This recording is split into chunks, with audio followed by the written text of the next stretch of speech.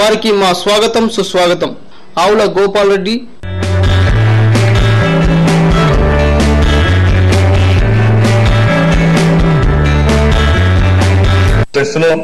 ఇది మన హక్కు.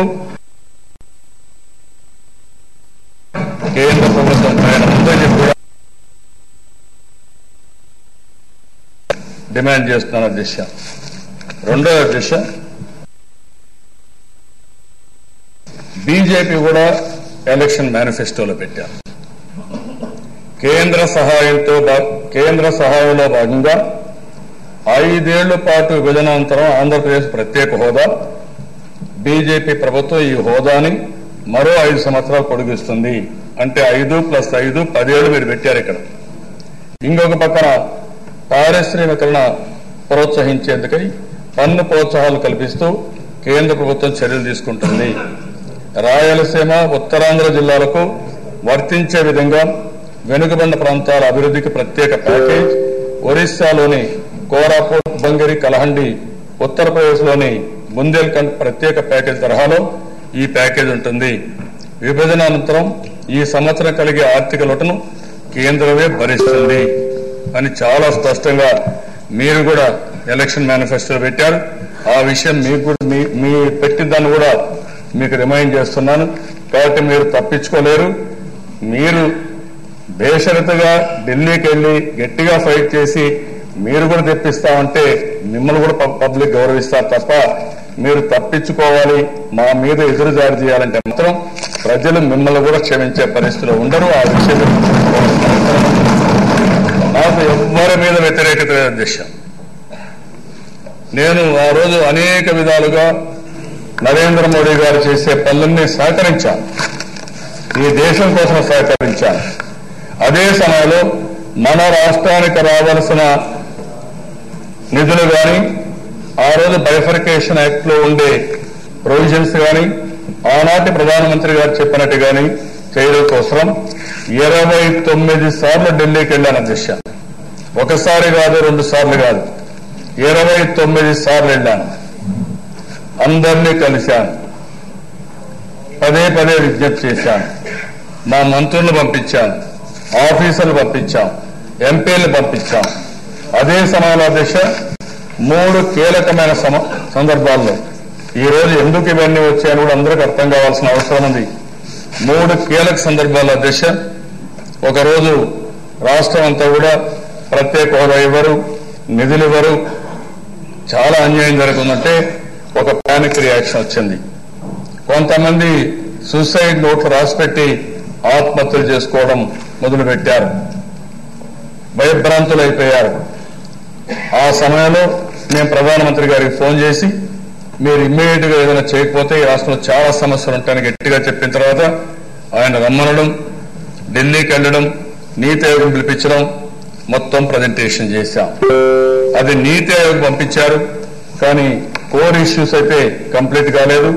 ఒకటి వారు ఆ రోజు చేసింది పోలవరం ప్రాజెక్ట్ ని రాష్ట్ర ప్రభుత్వమే చేయాలని. రాష్ట్ర ప్రభుత్వానికి ఎక్కువ ఇంట్రెస్ట్ ఉంది కాబట్టి రాష్ట్ర ప్రభుత్వం అయితే ఈ ప్రాజెక్ట్ ని అనుకున్న సమయాల్లో పూర్తి చేస్తారనే ఉద్దేశంతో రాష్ట్రానికి ఇమ్మని రికమెండ్ చేశారు. ఫండ్ కూడా అంత మునిపే ఉంది దేశ, దాన్ని రీట్రేట్ చేస్తూ పోలవరం ప్రాజెక్ట్ ఫండ్ మనకి ఇమ్మన్నారు. కొన్ని రికమెండేషన్లు చేశారు. 4 సంవత్సరాలుగా అక్కడ వచ్చిన రికమెండేషన్లు కానీ యాక్ట్ లో ఉన్న ప్రొవిజన్స్ కానీ ఇంప్లిమెంట్ కాలేదు దిశ. అదే సమయంలో దిశ ఈరోజు మీరు ఒకసారి చూస్తే ఆర్థిక లోటు మీరు పెట్టారు మీ యొక్క ఎలక్షన్ మేనిఫెస్టోలో.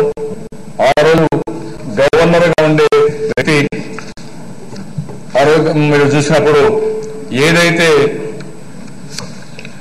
గవర్నర్స్ పరిపాలనలో ప్రెసిడెంట్ రూల్లో రాష్ట్రం ఉండడం, ఆయన కూడా ఒక లెటర్ రాయడం, ఆ లెటర్ రాసినప్పుడు మొత్తం ఆయన చెప్పింది 16,075 కోట్ల రూపాయలు లోటు ఉంది ఈ 10 నెలలకు. ఏదైతే విభజన జరిగిన తర్వాత ఆంధ్రప్రదేశ్ కి డబ్బులు ఇవ్వాలని చెప్పి చాలా స్పష్టంగా చెప్పారు దిశ. అదే సమయంలో 2014-15లో 2,303 కోట్లు ఇచ్చారు. ఆ తర్వాత మీరు ఆలోచిస్తే దిశ అనేక విధాలుగా మనం అగ్రికల్చర్ లోన్స్ అన్ని రద్దు చేశాం. దీనికి 3065 ఒకసారి, సాధికార సంస్థకి ఒక 4000 కోట్లు ఇచ్చాం. అదే సమయంలో డిస్కామ్కు 500 కోట్లు ఇచ్చామని, ఓల్డేజ్ పెన్షన్కి 3390 కోట్లు ఇచ్చామని, అది కూడా కొంత గవర్నమెంట్ ఆఫ్ ఇండియా ఇవ్వాల్సిన 200 రూపాయలు కూడా ఒక నెల క్యాలిక్యులేట్ చేసి మిగిలినంత మనం ఓవర్గా ఇచ్చామని చెప్పి మొత్తం లెక్కలేసి మొత్తం మీరు చూస్తే అధ్యక్ష మనకు రావాల్సిన డబ్బులు మొత్తం ఇచ్చేసామనే విధంగా మీకు వచ్చేది మొత్తం చూస్తే 16,075 కోట్లు కాదు, 2,303 కోట్లు ఒకసారి ఇచ్చాం, ఒకసారి 500 కోట్లు ఇచ్చారు, ఒకసారి 1176 కోట్లు ఇచ్చారు. మొత్తం 3,979 కోట్లు ఇచ్చి ఇంకొక 135 కోట్లు ఇస్తే మీకు లెక్క అయిపోతుందనే ఉద్దేశంతో మొత్తం ఇది చేసే పరిస్థితికి వచ్చారు. ఇప్పుడు మనం అడిగితే అధ్యక్ష లెక్కలు లేదంటారు, లేకుంటే అకౌంట్స్ అంటారు. అంటే ఏ విధంగా అంటే వడ్డీ ఇచ్చేవాడు మన వాడైతే ఎక్కడ కూర్చున్న బంతిలో సక్రమంగా వడ్డం జరుగుతుంది, వడ్డించేవాడు మన వాడు కాకపోతే వంకలు చెప్పి ఏదో ఒక విధంగా అన్యాయం జరిగే పరిస్థితి వస్తుంది. ఈ విషయంలో 100 సార్లు నేను వెళ్ళి కేంద్ర మంత్రిని కలిసినా కూడా ఇప్పుడు కూడా మీరేదో అకౌంట్స్ రీకన్సిల్ చేయండి ఇవన్నీ చెప్పే పరిస్థితిలో వచ్చారు అధ్యక్ష. ఇవన్నీ మన అకౌంట్స్ కాదు, సిఏజీ అకౌంట్స్. ఇవి సిఏజీ ఇచ్చిన అకౌంట్స్. రెండోది కూడా అధ్యక్ష ప్రభుత్వం పనిచేస్తున్నాం. ఆ రోజు కేంద్ర ప్రభుత్వం మీరు వచ్చారు. కేంద్ర ప్రభుత్వం వచ్చిన తర్వాత ఓటాన్ అకౌంట్ అంత మునుపున్న ప్రభుత్వం పెట్టింది. ఇక్కడ 2 ప్రభుత్వాలు వచ్చాయి, ఆంధ్రప్రదేశ్ వచ్చింది, తెలంగాణ వచ్చింది. బైఫర్కేషన్ జరిగింది. జరిగిన తర్వాత మన ప్రాధాన్యతలు బట్టి మనం రీఅప్రోప్రియేషన్ పెట్టుకున్నాం, రెగ్యులర్ బడ్జెట్ పెట్టుకున్నాం, తెలంగాణ పెట్టుకున్నారు. అంటే అధ్యక్ష ఏవైతే రిసోర్సెస్ ఉన్నాయో రిసోర్సెస్ మాత్రం అదే రిసోర్సెస్ ఉన్నాయి. మన ప్రాధాన్యతలు బట్టి మనం మార్చుకున్నాం. మనకు షార్ట్ ఫాల్ 16,000 కోట్లు ఉంది. అయితే మన ప్రాధాన్యత ప్రకారం రైతులకు రుణ విముక్తి చేయాలనుకున్నాం, దానికోసం ముందుకు పోయాం. మనం పెట్టే ఖర్చులు తగ్గించుకున్నాం, పెన్షన్ ఇవ్వాలనుకున్నాం, పెన్షన్లు ఇచ్చాం, మన ఎక్స్పెండిచర్ కట్ చేశాం, పీఆర్సీ డిఫర్ చేశాం. పీఆర్సీ ఇప్పుడు కూడా మనం పే చేయాల్సిన పీఆర్సీ ఇందులో ఉన్న దశ. పీఆర్సీ చూస్తే 3,920 కోట్లు ఉంది. ఇంకొకటి వాళ్ళు గట్టిగా డిమాండ్ చేస్తే ఇంకొక 4,300 కోట్లు కూడా ఇవ్వాలి. ఇవన్నీ కానీ ఆ రోజు ఇచ్చుంటే ఇంకా 16,000 కోట్ల కంటే ఎక్కువ లోటు మనకు ఉండేది. ఆ పరిస్థితిలో ఆ రోజు బడ్జెట్ ఇంత కూడా పూర్తి చేసుకునే పరిస్థితికి వచ్చాం. నేను అందుకని కేంద్రాన్ని అధ్యక్ష చాలా స్పష్టంగా అనేక సార్లు రిక్వెస్ట్ చేశాం. మేము ఇబ్బందుల్లో ఉన్నాం, ఈ డబ్బులు మీరు ఇవ్వండి, ఈ డబ్బులు ఇస్తే మాకు అభివృద్ధి జరుగుతుంది. మొదటి సంవత్సరం పెట్టి కూడా ఇవ్వకపోతే ఒక పక్క ఎఫ్ఆర్బిఎం లేదు, ఇంకొక పక్క అరాకొరా నిధులు, ఇంకొక పక్క ఆ రోజు కేంద్ర ప్రభుత్వం చెప్పిన కూడా డబ్బులు ఇవ్వకపోతే ఎంత ఇబ్బందులు ఉంటాయో మనం ఆలోచించాల్సిన అవసరం ఉంది.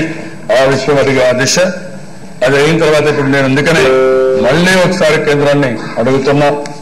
ఆ రోజు మీరు చెప్పిన పెద్ద మనుషుల ఒప్పందం ప్రకారం ఆనాటి గవర్నర్ గాని సిఏజీ గాని చెప్పిన ప్రకారం ఆ డబ్బులు మీరు ఇవ్వాల్సిన బాధ్యత, నైతిక బాధ్యత కేంద్రం పైన ఉంది. ఇది ఇవ్వాలని ఈ సభ ద్వారా మరొకసారి డిమాండ్ చేస్తున్నామని కూడా తెలియజేస్తున్నాం. 3వ దిశ పోలవరం ప్రాజెక్టు. పోలవరం ప్రాజెక్టు ఇది ఇప్పుడు కాదు దిశ, ఎన్నో సంవత్సరాలు ఈ ప్రాజెక్టు చూసినప్పుడు దిశ 1942-44లో రాంపాస్ సాగర్ ప్రాజెక్టు కింద ప్రిలిమినరీ ఇన్వెస్టిగేషన్ చేశారు. అక్కడి నుంచి 46-47లో దీన్ని డీటెయిల్డ్ ఇన్వెస్టిగేషన్ చేసి అప్పుడు ఎస్ఎస్ఆర్ రేట్స్ అని చూస్తే 120,87,000,000. అడ్మినిస్ట్రేటివ్ కాస్ట్ ఇవన్నీ చూస్తే ఎస్టాబ్లిష్మెంట్ చూసుకుంటే 129 crores. అదే మార్గం చేసే ఈ ప్రాజెక్ట్ ని 3/4/1980లో మొత్తం డిస్ప్యూట్ ఏదైతే ఉందో గోదావరి ట్రిబ్యునల్ కూడా అవార్డు రావడం, ఆ గోదావరి ట్రిబ్యునల్ అవార్డు వచ్చినప్పుడు ఆ అవార్డుని మధ్యప్రదేశ్, ఒరిస్సా, ఆంధ్రప్రదేశ్ 3 రాష్ట్రాలు కలిసి 6 సంతకాలు వేయడం ఇవన్నీ జరిగాయి అధ్యక్ష. ఇది ఒక హిస్టారికల్ ప్రాజెక్ట్ ఇది అధ్యక్ష. అదే సమయంలో అధ్యక్ష ఈ రోజు మీరు చూస్తే ఈ ప్రాజెక్టులో మన ఇప్పుడే మిత్రులు చాలా మంది చెప్పినట్టు అధ్యక్ష లాస్ట్ క్యాబినెట్ లో ఇది డిస్కషన్ జరిగింది. మళ్ళీ ఈ గవర్నమెంట్ వచ్చినాక మొదటి క్యాబినెట్ లో డిస్కషన్ జరిగింది. లాస్ట్ కేబినెట్ లో చూస్తే 5వ పారాగ్రాఫ్ సబ్ సెక్షన్ 5.3 29/4/2014 కేబినెట్ నోట్లో ఆర్థిక పరమైన అంశాల గురించి మాట్లాడుతూ ఆ రోజు వాళ్ళు చెప్పింది ప్రస్తుత ఏఐబిపి మార్గదర్శకాల ప్రకారం రాష్ట్ర ప్రభుత్వం ప్రాజెక్టు బాధ్యతలు పర్యవేక్షిస్తుంది. అయితే ఈ ప్రాజెక్టుకు సంబంధించి కేంద్ర ప్రభుత్వం ప్రాజెక్టు నిర్మాణాన్ని పర్యవేక్షిస్తుంది. ఈ ప్రాజెక్టుపై ఇప్పటి దాకా చేసిన ఖర్చులను రాష్ట్ర ప్రభుత్వం వాటాగా పరిగణలోకి తీసుకుని మిగిలిన నిధులను వేగంగా విడుదల చేసి ప్రాజెక్టు నిర్మాణాన్ని కేంద్ర ప్రభుత్వం త్వరితగతిన పూర్తి చేయాలని కోరడం జరిగింది. ఏఐబిపి మరియు జాతీయ ప్రాజెక్టు మార్గదర్శకాలకు సడలింపు ఇస్తూ పోలవరం ప్రాజెక్టుపై భవిష్యత్తులో చేసే వ్యయం మొత్తం కేంద్ర ప్రభుత్వం ద్వారా ఏర్పాటు చేయబడే ప్రాజెక్ట్ అథారిటీకి జాతీయ ప్రాజెక్టు గ్రాంట్ అండ్ ఎయిడ్ కింద అందజేయబడను. ప్రస్తుతం ప్రాజెక్టు అంచనా వ్యయం 2010-11 లెక్కల ప్రకారం 16,010,45,00,000 కాగా ప్రాజెక్టు పూర్తయ్యే కాలాన్ని బట్టి పెరిగే అదనపు ఖర్చులను, ఆయకట్టు అభివృద్ధి పనులను మరియు ముంపు బాధితులకు మెరుగైన నాణ్యమైన పరిహారం చెల్లించడం, భూసేకరణలో పారదర్శకత పాటించడం 2013 భూసేకరణ పునరావాస చట్టం ప్రకారం ఎప్పటికప్పుడు పెరుగుతుంది. పోలవరం ప్రాజెక్టుపై మరియు అథారిటీపై భవిష్యత్తులో చేసే ఖర్చులన్నీ జాతీయ ప్రాజెక్టులకు గ్రాంట్ అండ్ ఎయిడ్ పథకం కింద కేంద్ర ప్రభుత్వం ప్రత్యేక మినహాయింపు నిధులు విడుదలలో ఇచ్చేలా 29/4/2014 కేబినెట్ నోట్లో 5.3 పారాగ్రాఫ్ పేర్కొన్నారు. ఇదే దిశ 1/5/2014 ఇది కేబినెట్ లో ఆమోదించి మొత్తం డబ్బులు మేమే పెట్టుకుంటామని ఆ ప్రాజెక్ట్ ఆ రోజు టేక్ ఓవర్ చేశారు దిశ.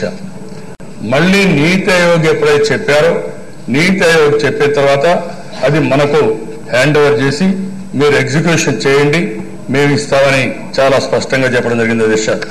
ఇందులో కూడా మీరు చూస్తే దిశ కేబినెట్ అంగీకారం ఫస్ట్ కేబినెట్ అధ్యక్ష ఫస్ట్ కేబినెట్ లో 7 మండలాలు నేను ఆ రోజు ఢిల్లీకి వెళ్లి నరేంద్ర మోడీ గారు ప్రమాణ స్వీకారం చేస్తున్నారు. మనం ప్రమాణ స్వీకారం చేసే టైం ఉంది, నోటిఫికేషన్ వచ్చింది, మన రాష్ట్రం 2గా విడిపోయింది 2వ తారీఖు జూన్న, ఆయన ప్రమాణ స్వీకారం చేసింది 26 తారీఖున.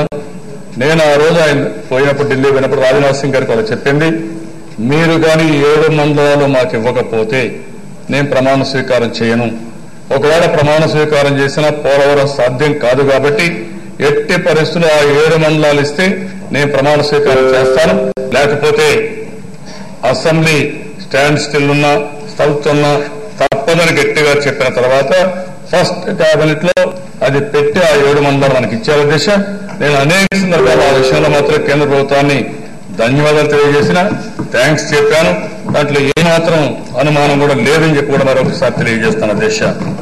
అదే సమయంలో దిశ మీరు ఒకసారి చూసినప్పుడు కేంద్ర మంత్రి మండల అంగీకారం మళ్లీ 15/3/2017 ఇందులో ఇవన్నీ ప్రాజెక్టు గురించి డిస్కస్ చేశారు. 15/3/2017 జరిగిన కేబినెట్ సమావేశం 5.7 ప్రకారం ఈ విధంగా నిర్ణయాలు చేశారు అధ్యక్ష.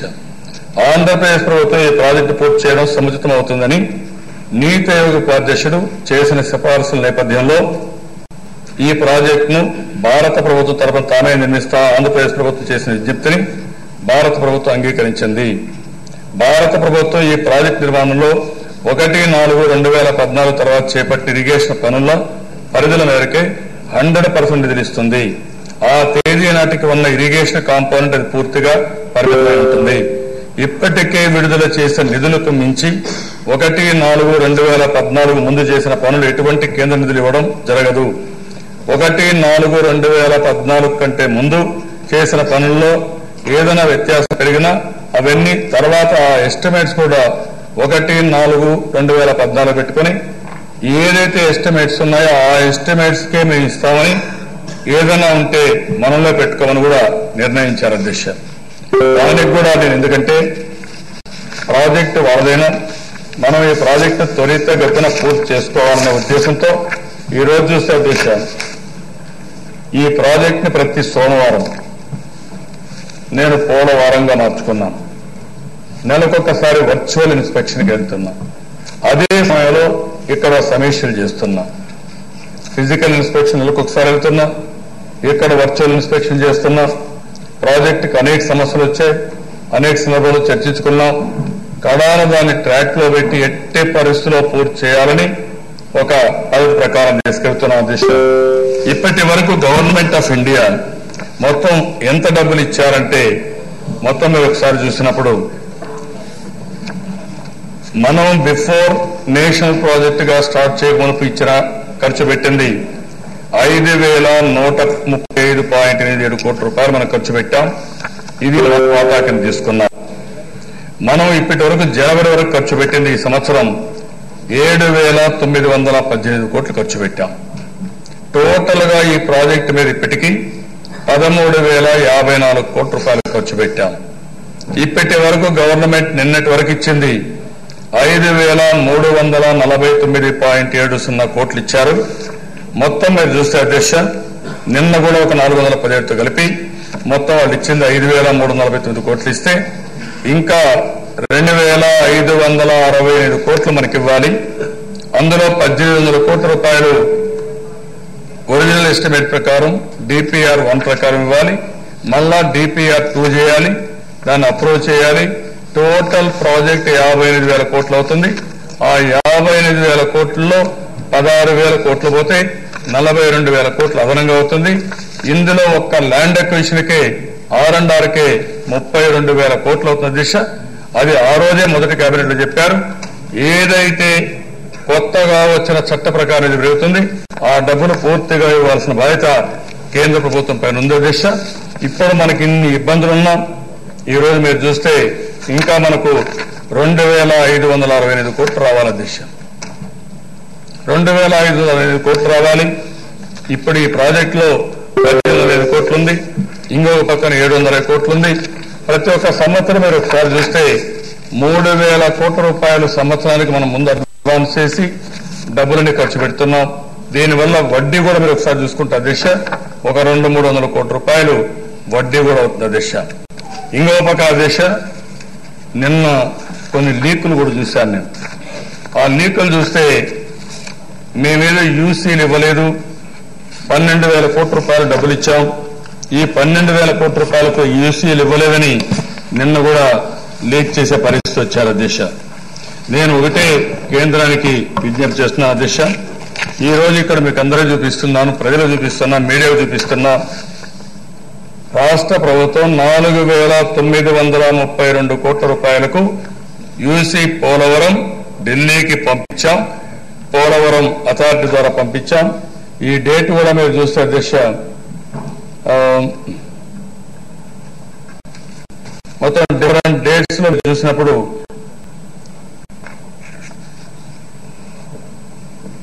1,582.56 కోట్ల రూపాయలు 16 ఫిబ్రవరి 2018 పంపించాం. అదే మరి ఇంకొక పక్కన చూస్తే 1,582 కోట్లు ఈ కన్స్ట్రక్షన్ ఆఫ్ పోలవరానికి మొత్తం ఆ డేట్ లోని 9/2/18 పంపించాం. ఇంకొక పక్క 21/9/17 పంపించాం అధ్యక్ష. మొత్తం పోలవరం ప్రాజెక్ట్ పని చేసిన తర్వాత మాకు రీఎంబర్స్మెంట్ వస్తుంది.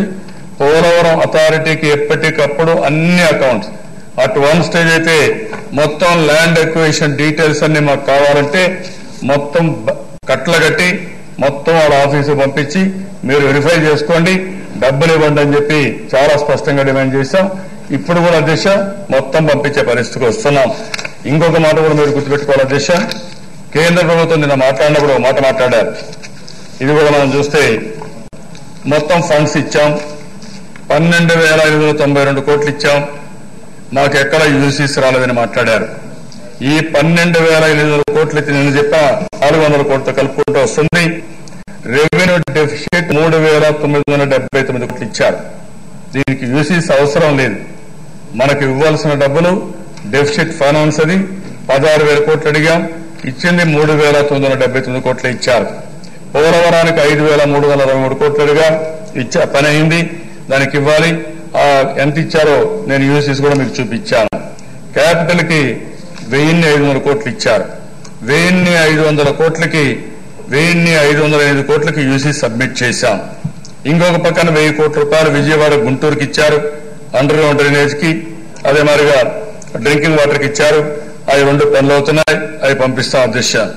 అంటే ఇక్కడ బ్యాక్వర్డ్ ఏరియాకి 946.40 కోట్లకి యూసీలు పంపించాం. 25 జనవరి 2018 పంపించాం అధ్యక్ష. ఆల్ యూసీస్ అధ్యక్ష. ఇక్కడ నా దగ్గర ఒకసారి మీరు చూస్తే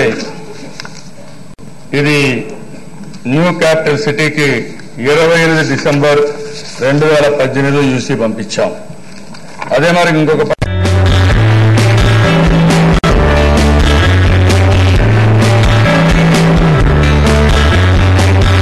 తెలంగాణ ఉద్యమ ముద్దుబిడ్డ, ప్రజా సమస్యలపై పోరాడే నేత, Telangana JAC chairman professor Kodandaram Gaddar మల్లనల్లు మెదక్ జిల్లా చిన్నశంకరంపేటలో జేఏసీ ఆధ్వర్యంలో జరిగే నిరుద్యోగ రైతు జిల్లా సదస్సుకు విచ్చేస్తున్న సందర్భంగా వారికి స్వాగతం సుస్వాగతం.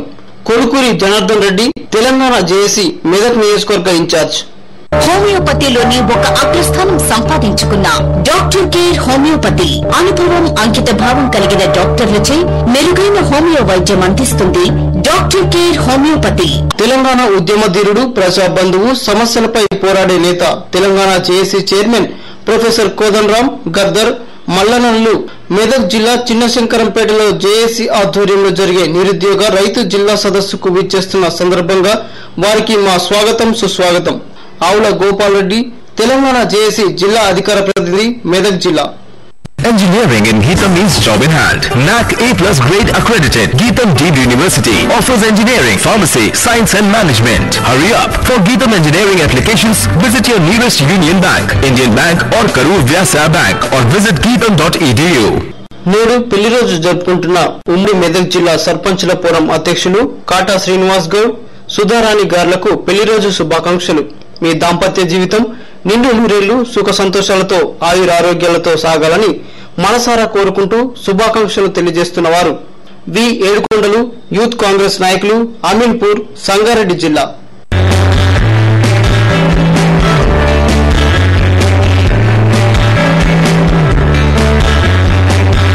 కోట్లు ఇచ్చారు. మిగిలిన ప్రాజెక్ట్స్ అన్ని ఒక్క పైసా కూడా డ్రా చేయలేదు, ఇంకా ఇన్వెస్టిగేషన్ స్టేజ్ లో ఉన్నాయి. ఆ రోజు ఈ రోజు నా ఆలోచన ఒకటి, పోలవరం ఆంధ్రప్రదేశ్ ఒక వరం. ఈ రోజు పోలవరంలో ఒక భాగమైనటువంటి రైట్ మెయిన్ కెనాల్ పూర్తి చేసుకున్నాం, పట్టిసీమ పెట్టాం, 100 టీఎంసీ నీళ్లు కృష్ణాకు తీసుకురాగలిగాం, కృష్ణా డెల్టా కాపాడుకోగలిగాం.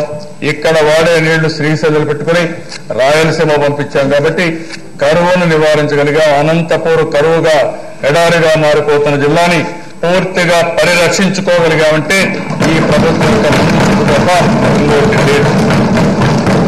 ఆ విషయం మనం గుర్తుపెట్టుకోకుండా ఈరోజు అందుకని పోలవరం ప్రాజెక్టులు ఇంకా చాలా మంది మాట్లాడుతున్నారు. నేను చాలాసార్లు స్పష్టంగా చెప్పాను, ఈ ప్రాజెక్టు రాష్ట్రానికి అవసరం. ఎట్టి పరిస్థితుల్లో ఈ ప్రాజెక్టు పూర్తి చేయాల్సిన అవసరం ఉంది. ఇది ఒక జీవనాడి, ఇది రాష్ట్రానికి ఒక వరం. ఈ ప్రాజెక్టు పూర్తి చేసుకుంటే తప్ప మనకు భవిష్యత్తు లేదు. తప్పకుండా పూర్తి చేసుకోవాలని ఒక దృఢ సంకల్పంతో ముందుకు పోతున్నా అని చెప్పి కూడా నేను మీకు తెలియజేస్తున్నాను. అందుకని అధ్యక్ష, ఇంకో పక్క రైల్వే జోన్ ఇస్తామని చాలా స్పష్టంగా చెప్పారు. షెడ్యూల్ 13 మౌలిక వసతులు 8లో భారత రైల్వే నూతనంగా ఏర్పడుతున్న రాష్ట్రాల్లో విభజన జరిగిన తేదీ నుంచి 6 నెలల లోపు కొత్త రైల్వే జోన్ ఏర్పాటు కొరకు పరిశీలించి సదరు పరిశీలన మేరకు సత్వ నిర్ణయం చేయవలను. ఎన్నేళ్ళు అయిందండి? 4 సంవత్సరాలు. ఎందుకు ఇవ్వలేకపోతున్నారు? మనం ఏం అడుగుతున్నాం? ఈ రాష్ట్రంలో ఉండే డివిజన్స్ అన్ని పెట్టుకుని విశాఖపట్నం ఉంది, విజయవాడ ఉంది, గుంటూరు ఉంది, గుంతకల్ ఉంది, ఇవన్నీ పెట్టుకొని ఒక రైల్వే డివిజన్ ఏర్పాటు చేయమంటే కమిటీల పైన కమిటీలు వేశారు. ఇంతవరకు నిర్ణయం చేసే పరిస్థితి రాకుండా పోయింది. ఆ విషయం మళ్లీ స్పష్టంగా అడుగుతున్నాం. విశాఖపట్నంలో మనం నిర్ణయించుకున్నాం, ఎట్టి పరిస్థితుల్లో రైల్వే జోన్ అనేది ఆ రోజు ఏ విధంగా అయితే మనందరం కూడా విశాఖపట్నం ఉక్కు కోసం పోరాడారో అదే సందర్భంలో ప్రతి ఒక్కరి యొక్క ఆలోచన ఎట్టి పరిస్థితుల్లో విశాఖపట్నంలో రైల్వే జోన్ ఇవ్వాల్సిన అవసరం ఉంది. ఇది ఇవ్వాలని మీ సభ ద్వారా మరొకసారి గట్టిగా డిమాండ్ చేస్తున్నాం. ఇంకొక పక్కన దేశ green field crude oil refinery, petrochemical complex, cracker complex, gain, HPCL 2 కలిపి చేస్తామని చెప్పి ఆ రోజు చెప్పారు. దీనిపై నేను 4-5 మీటింగ్లు పెట్టుకున్నాం. నేను కూడా వెళ్ళాను. అన్ని వెళ్ళిన తర్వాత ఈరోజు కేంద్ర ప్రభుత్వాన్ని చూస్తే దీనికి కూడా ఇంకా పూర్తిగా కంప్లీట్ చేసే పరిస్థితులు లేరు. దీనిపైన IRR అడుగుతున్నారు. అంటే ఈరోజు మన రాష్ట్రంలో మనం చూస్తే మనం ఆర్థిక ఇబ్బందుల్లో ఉన్నాం. ఆర్థిక ఇబ్బందుల్లో ఉన్నప్పుడు ఈ ప్రాజెక్టు వల్ల గవర్నమెంట్కి ఎక్కువ ఆదాయం. ఈ ప్రాజెక్టు కానీ పూర్తయి సంవత్సరం 1750 కోట్ల రూపాయలు గవర్నమెంట్ ఆఫ్ ఇండియాకి CGST కింద, అది మరి IGST కింద వాళ్ళకి ఆదాయం వస్తుంది.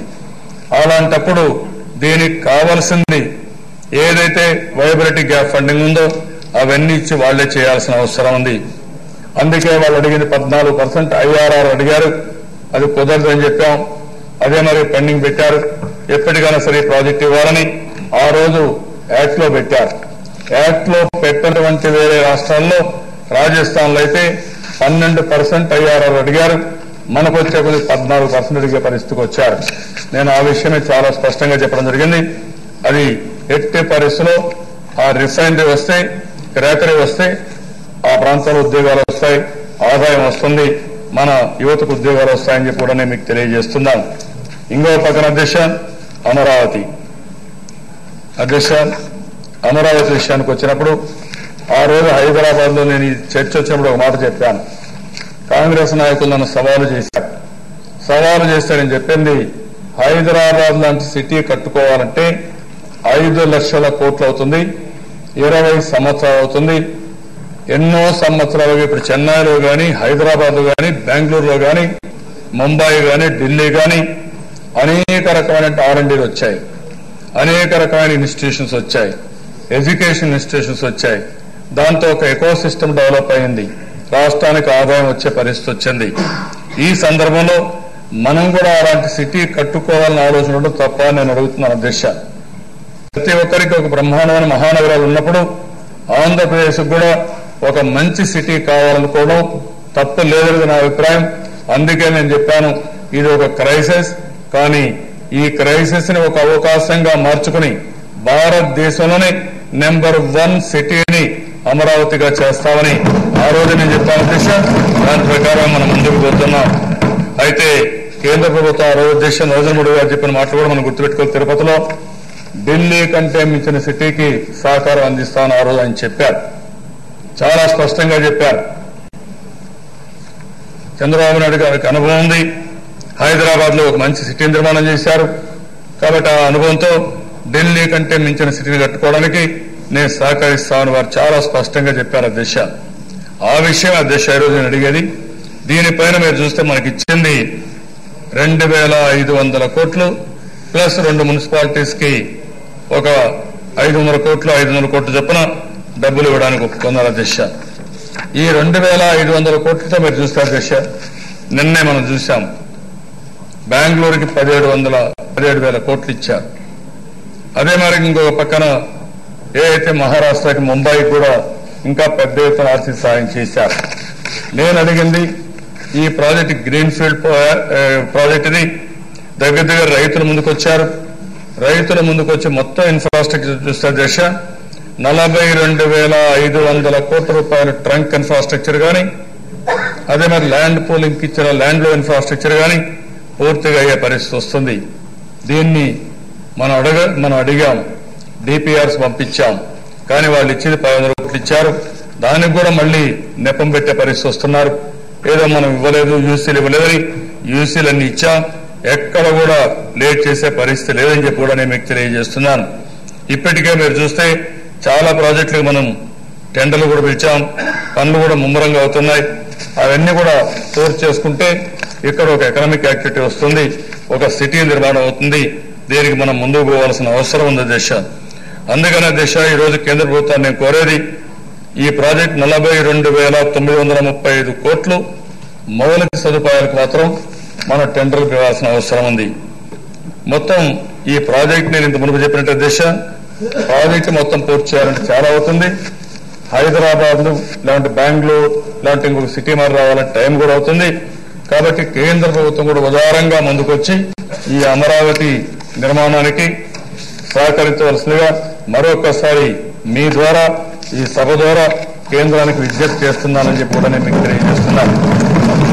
ఇంకొక పక్కన అధ్యక్ష, జాతీయ విద్యా సంస్థలు 11 విద్యా సంస్థల్ని అనౌన్స్ చేశారు. మొత్తం 11,600 కోట్ల రూపాయలు విలువ చేసే భూమిని 2,900 ఎకరాలు మనం ఇచ్చాం. కాంపౌండ్ వాల్ కట్టుకోవడానికి 130 కోట్ల రూపాయలు కూడా ఇచ్చాం. ఈ రోజు మనం చూస్తే ఐఐటి తిరుపతి 3,150 కోట్లు కావాలి. ఇంతవరకు దానికి ఇచ్చింది చాలా నామమాత్రంగా ఇచ్చారు. మనం ఒకసారి చూస్తే ఐఐటి తిరుపతికి ఇప్పటికి ఇచ్చింది 100 కోట్లు. ఈ 100 కోట్ల రూపాయలు చొప్పున 3,150 కోట్లు పూర్తి చేయాలంటే ఎన్ని సంవత్సరాలు ఒక లెక్కేస్తే దగ్గర ఒక 20-30 సంవత్సరాలు అవుతుంది. 30 సంవత్సరాలు అవుతుంది. అంటే మన పేరెంట్లు మనం చూసే పరిస్థితి రాదు. ఇంకొక పక్కన ఈరోజు చూస్తే అధ్యక్ష ఐఐటి ఎన్ఐటి తాడేపల్లిగూడెం చూస్తే అధ్యక్ష మంచి భూమి ఆ రోజు మనం ఇచ్చాం. అది ఇప్పుడు వాసవి ఇంజనీరింగ్ కాలేజీలో ఉంది. ఇది ఎప్పటికి పూర్తవుతుంది? దానికి ఎంత డబ్బులు ఇచ్చారని చూస్తే 60 కోట్లు ఇచ్చారు. 60 కోట్ల రూపాయల చొప్పున రేపు రాబోయే 460 కోట్లు ఖర్చు పెట్టాలంటే ఎన్ని సంవత్సరాలు అవుతుందని అడుగుతున్నాను. అదే మరి అధ్యక్ష ఇంకొక పక్కన అన్ని ప్రాజెక్టులు కూడా ఈరోజు మీరు చూస్తే విశాఖపట్నం ఐఐఎం 692 కోట్లు కావాలి, 45 కోట్లు ఇచ్చారు. ఐజర్ తిరుపతి 1613 కోట్లు కావాలి, 74 కోట్లు ఇచ్చారు. అగ్రికల్చర్ యూనివర్సిటీ గుంటూరు 1404 కోట్లు కావాలి, 135 కోట్లు ఇచ్చారు. అదే కాకుండా ఈ ప్రాజెక్టు సెంట్రల్ యూనివర్సిటీ కింద ఇస్తామని కాదు, 1 టైం ఇస్తాం మీరే పెట్టుకోమని ఇప్పుడు మనకే ఇచ్చే పరిస్థితికి వచ్చారు. దీని తర్వాత బీహార్ లో మాత్రం అగ్రికల్చర్ యూనివర్సిటీ సెంట్రల్ యూనివర్సిటీ ఇచ్చే పరిస్థితికి వచ్చారు. ఐఐపి ఇది కూడా చూస్తే 665 కోట్లు కావాలి, 53 కోట్లు ఇచ్చారు. ఐఐటి డిఎం మనం త్రిపుల కర్నూలులో పరిస్థితిలో ఇంకా పూర్తిగా లేరు దిశ. టోటల్ గా 11 ఇన్స్టిట్యూషన్స్ కి టోటల్ ప్రాజెక్ట్ కాస్ట్ మీరు చూస్తే మనం 11,673 కోట్ల రూపాయలు చేసే భూమినిచ్చాం. గవర్నమెంట్ ఆఫ్ ఇండియా ఇచ్చింది ఇప్పటికీ 421 కోట్ల రూపాయలు ఇచ్చారు. 2,911 ఎకరాలు భూమి ఇచ్చాం. అంటే మొత్తం కలిసి 11,500 కోట్ల రూపాయలు దగ్గర కావాలి. 11,500 కోట్లకి 420 కోట్లు ఇస్తే ఎప్పటికి పూర్తవుతుందని అడుగుతున్నా. రాష్ట్ర ప్రభుత్వం కాంపౌండ్ వాల్స్ కి 130 కోట్లు ఇచ్చాం. మన దగ్గర డబ్బులు లేకపోయినా సకాలంలో ఇవ్వాలని ఇచ్చాం. ఇవన్నీ పూర్తి చేయకపోతే మన పిల్లలు నష్టపోతారు. అందుకే నేను పదే డిస్కస్ చేశాం, గట్టిగా అడిగాం. ఏదైనా ఎక్కువ మహాత్మ యాక్ట్ లో 10 సంవత్సరాలు పెట్టారు, ఇంకొక 20 ఏళ్ళు చేస్తాం అనే పరిస్థితికి వస్తున్నారు తప్ప ఒక సిన్సియర్ గా దీన్ని కంప్లీట్ చేద్దామని ఆలోచన రావడం లేదు. అందుకే మళ్లీ ఈ సభ ద్వారా డిమాండ్ చేసేది ఆల్ ఎడ్యుకేషన్ ఇన్స్టిట్యూషన్స్ అన్ని ఒక టైం బౌండ్ ప్రోగ్రాం పెట్టుకుని ఇవి పూర్తిగా కంప్లీట్ చేసే బాధ్యత కేంద్ర ప్రభుత్వం తీసుకోవాల్సిందిగా మీ ద్వారా ఈ హౌస్ ద్వారా ప్రజల ద్వారా కేంద్ర ప్రభుత్వాన్ని డిమాండ్ చేస్తున్నారని చెప్పి కూడా నేను మీకు తెలియజేస్తున్నాను. ఇంకొక పక్కన దిశ దుగ్గరాజపట్నం ఇది కూడా యాక్ట్ లో చాలా స్పష్టంగా ఉంది. ఇప్పుడు సాధ్యం కాదంటున్నారు. నేను అడుగుతున్నాను, ఎందుకు సాధ్యం కాదు, ఎందుకు చేయలేకపోతున్నారు, దీనికి ఏ విధంగా చేస్తారు అని చెప్తే కూడా దానికి ప్రత్యామ్నాయం కూడా చెప్పే పరిస్థితి లేదు. ఏదైనా అడిగితే మనల్ని అకౌంట్ అడుగుతున్నారు. దీనివల్ల లేనిపోని సమస్యలు వస్తుంది తప్ప వాళ్ళు క్లియర్ గా వచ్చి ఏది సాధ్యం ఏది అసాధ్యం ఏం చేయాలని చెప్పే పరిస్థితి రావాల్సిన అవసరం ఉంది. కాబట్టి దుగ్గిరాజపట్నం పూర్తి చేయాలి. ఇది యాక్ట్ లో ఉంది. దాన్ని కూడా చేసే బాధ్యత కేంద్ర ప్రభుత్వం తీసుకోవాలి. ఆంధ్రప్రదేశ్ శాసనసభ సీట్ల దిశ ఇది కూడా 9వ పాయింట్ ఉంది. 2 రాష్ట్రాల్లో స్టెబిలిటీ కోసం 175 నుంచి 220 సీట్లు ఇక్కడ, 119 నుంచి 153 సీట్లు తెలంగాణలో. ఇది ఒక పైసా కూడా ఖర్చు లేదు. ఇది కూడా చేయడానికి కేంద్రానికి మనసు రావడం లేదు. నేను ఎవరు కూడా అడగలేదు. అడిగితే నేనేదో సీట్ల కోసం అడుగుతున్నారని చెప్పి అనుకుంటారనే ఉద్దేశంతో నేను ఇది అడిగే పరిస్థితులు లేను. కానీ యాక్ట్ లో పెట్టింది కూడా మీరు అమలు చేయకపోతే ఏమనాలో మనమే ఆలోచించుకోవాల్సిన అవసరం ఉంది. కాబట్టి ప్రజల దృష్టికి తీసుకొస్తున్నాం తప్ప దీన్ని నేను డిమాండ్ చేసే పరిస్థితిలో కూడా లేనని చెప్పి కూడా నేను మీకు తెలియజేస్తున్నా. అదే మరి అధ్యక్ష, పన్నుల విధానంలో నేను ముందే చెప్పాను, ఆ రోజు ఉమ్మడి రాష్ట్రం మొత్తం ఆ డబ్బులు ఇక్కడ ఉండే డబ్బులు మనకు రావాలి, కానీ అక్కడ రిజిస్టర్ చేసుకున్నారు కాబట్టి ఆ డబ్బులంతా వాళ్ళకొచ్చే పరిస్థితి వచ్చింది. దీన్ని మీరు చూస్తే నేను 3,800 కోట్లు రావాలి అధ్యక్ష, ఇది వాళ్ళకు వస్తుంది. ఒక ఎగ్జాంపుల్ చెప్తున్న, కృష్ణపట్నం హైదరాబాద్ లో రిజిస్టర్ అయింది కాబట్టి 93 కోట్ల రూపాయలు కృష్ణపట్నం వాళ్ళు హైదరాబాద్ కడుతున్నారు, తెలంగాణ గవర్నమెంట్ కడుతున్నారు అధ్యక్ష. Because of deferred tax payment, లోపభూయిష్టమైన యాక్ట్. ఆ యాక్ట్ ను అమలు చేసినప్పుడు ఇక్కడ అన్యాయం జరిగినప్పుడు ఒక పెద్దన్న పాత్రలో గవర్నమెంట్ ఆఫ్ ఇండియా ఉన్నప్పుడు ఈ డబ్బులు ఇవ్వాల్సిన బాధ్యత ఉందా లేదని అడుగుతున్నాను అధ్యక్ష. ఆ విషయాన్ని చాలా స్పష్టంగా డిమాండ్ చేస్తున్నాను. లెటర్స్ పంపించాం, ఇంకా కేంద్ర ప్రభుత్వం మనకి ఇచ్చే పరిస్థితులు లేరు. ఇది కూడా పరిష్కారం చేయాల్సిన అవసరం ఉంది. కడప జిల్లాలో ఉక్కు కర్మాగారం, ఈ విషయంలో కూడా 3-4 సార్లు కమిటీలు వేశారు. ఇది పాసిబిలిటీ ఉంది కూడా ఒక అసెస్మెంట్ కు వచ్చారు. ఇంతవరకు దాన్ని కూడా పూర్తి చేసే పరిస్థితులు లేరు, దానిపైన కూడా నిర్ణయం చేయలేకపోతున్నారు. ఇది కూడా చేయాల్సిన అవసరం ఉంది. ఇంకొక పక్కన అధ్యక్ష, ఈరోజు మీరు చూస్తే విశాఖపట్నం చెన్నై ఇండస్ట్రియల్ కారిడార్, ఈరోజు దీనికోసం మనం చూసినప్పుడు అధ్యక్ష, ఈ చెన్నై విశాఖపట్నం ఇండస్ట్రియల్ కారిడార్ లో విశాఖపట్నంలో నక్కపల్లి అచ్యుతాపురంలో 7,640 ఇచ్చాం, మచిలీపట్నం 12,140 ఎకరాలు చూపిస్తున్నాం. అవసరమైతే అక్వైర్ చేసి అవన్నీ చేస్తామని ఒక నోటు వస్తే, కాళహస్తి ఎయిర్పేడ్లో ఒక 11,000 ఎకరాలు, దోనకొండ ఒక 5,000 ఎకరాలు మనం చూపించి ఇవన్నీ చేయమని కోరాం. కానీ ఇదే అధ్యక్ష ఢిల్లీ ముంబై కారిడార్ చూస్తే గవర్నమెంట్ ఆఫ్ ఇండియా డబ్బులు ఇచ్చారు.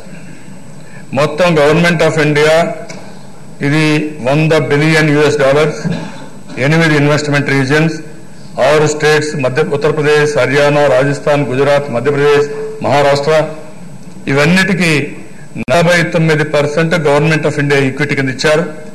జేబీఐసి 26% ఇచ్చారు, హడ్కో 19.9% ఇచ్చారు, ఐఐఎఫ్సిఎల్ 5% ఇచ్చారు. మంది మాత్రం ఇక్కడ దీనికి 17,000 కోట్ల రూపాయలు గవర్నమెంట్ ఆఫ్ ఇండియా బడ్జెటరీ 5 సంవత్సరాల్లో పెట్టే పరిస్థితికి వచ్చారు అధ్యక్ష. ఇక్కడ మొత్తం మనం అప్పు తీసుకునే పరిస్థితికి వచ్చాం. గవర్నమెంట్ ఆఫ్ ఇండియా ఇవ్వడం లేదు, మనమే అప్పు తీసుకునే పరిస్థితి వచ్చాం. అక్కడ ఏ విధంగా అయితే ఇస్తున్నారో ఇది యాక్ట్ లో కూడా పెట్టారు.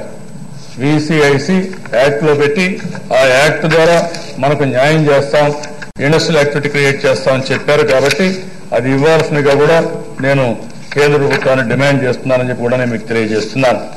విశాఖపట్నం విజయవాడ మెట్రో అధ్యక్ష, ఈ రెండు మనం చూస్తున్నాం.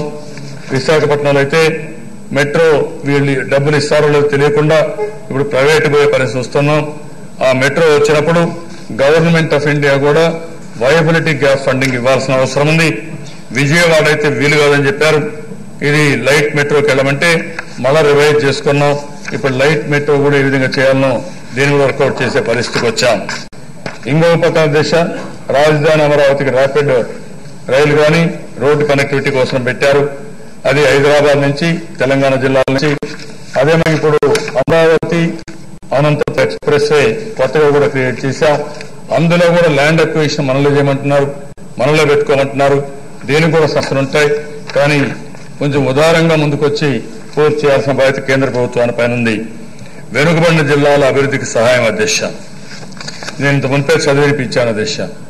దీంట్లో మీరు చూస్తే బుందేల్ఖండ్ ప్యాకేజ్ ఉత్తరప్రదేశ్ మధ్యప్రదేశ్ చూస్తే ఒక డిఫరెంట్ గా ఇచ్చారు. మనకు మాత్రం 1,200 కోట్లు ఇస్తామని చెప్పి జిల్లాకు 50 చొప్పున 6 సంవత్సరాలు 300 అంటే 7 జిల్లాలు 2,100 కోట్లు ఇస్తామన్నారు. ఇప్పుడు ఈ సంవత్సరం అయితే అది కూడా రావడం లేదు.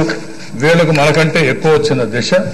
అది మనం చూసినప్పుడు దగ్గర 4,645 కోట్ల రూపాయలు ఇప్పటికే వాళ్ళు డ్రా చేశారు. ఉత్తరప్రదేశ్ 2,110 కోట్లు, ఇంకో పక్క 2,574 కోట్లు మధ్యప్రదేశ్ డ్రా చేసే పరిస్థితి వచ్చారు.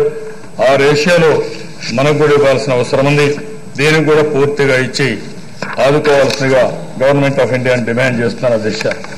ఇంకో పక్కన అధ్యక్ష, ఈ రోజు మీరు చూసినప్పుడు డిస్కామ్ల నుంచి తెలంగాణ నుంచి డబ్బులు రావాలి, మనం కంటి ఇచ్చాం, 5,732 కోట్లు ఇచ్చాం, దాన్ని కూడా మనం తెచ్చుకోవాల్సిన అవసరం ఉంది.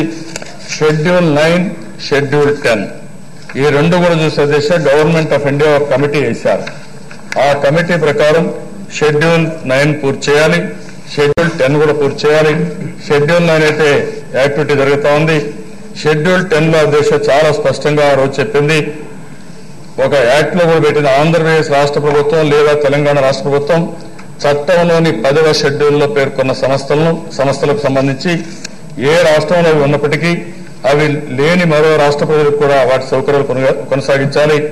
విభజనకు ముందు ఏ సౌకర్యాలు అయితే ఆ ప్రాంత ప్రజలకు ఉన్నాయో అవి కల్పించలేని పక్షంలో ఆ కాల వ్యవధికి తగిన నిబంధనలు మరియు షరతులకు రెండు ప్రభుత్వాలు ఏడాదిలోపు ఒప్పందానికి రావాలి.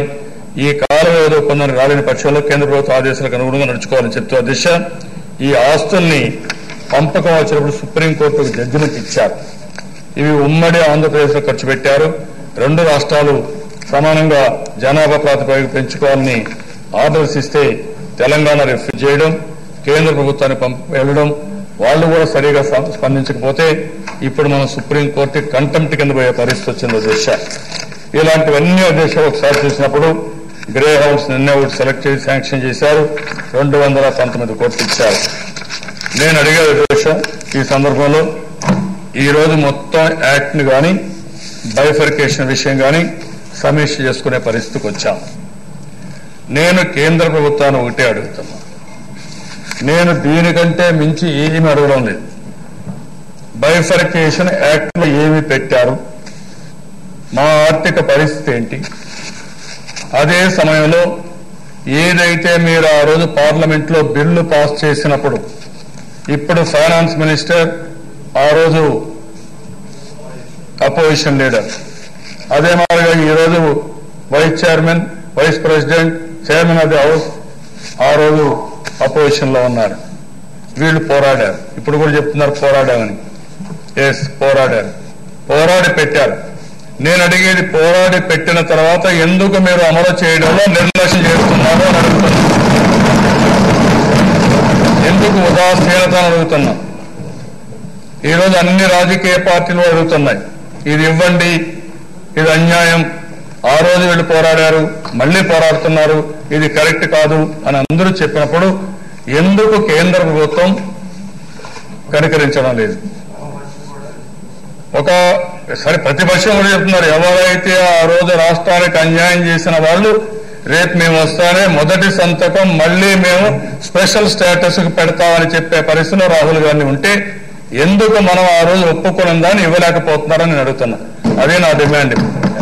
మీరు అర్థం చేసుకోవాలి, 4 సంవత్సరాలు నేను ఒక ఆవేదనతో, బాధతో, కష్టాలున్నాయి, సమస్యలున్నాయి, అయినా కూడా ఓపికగా వెళ్ళాలని చెప్పి నేను వెళ్ళాను. ఒకసారి కాదు, 2 సార్లు కాదు, 29 సార్లు వెళ్ళాను.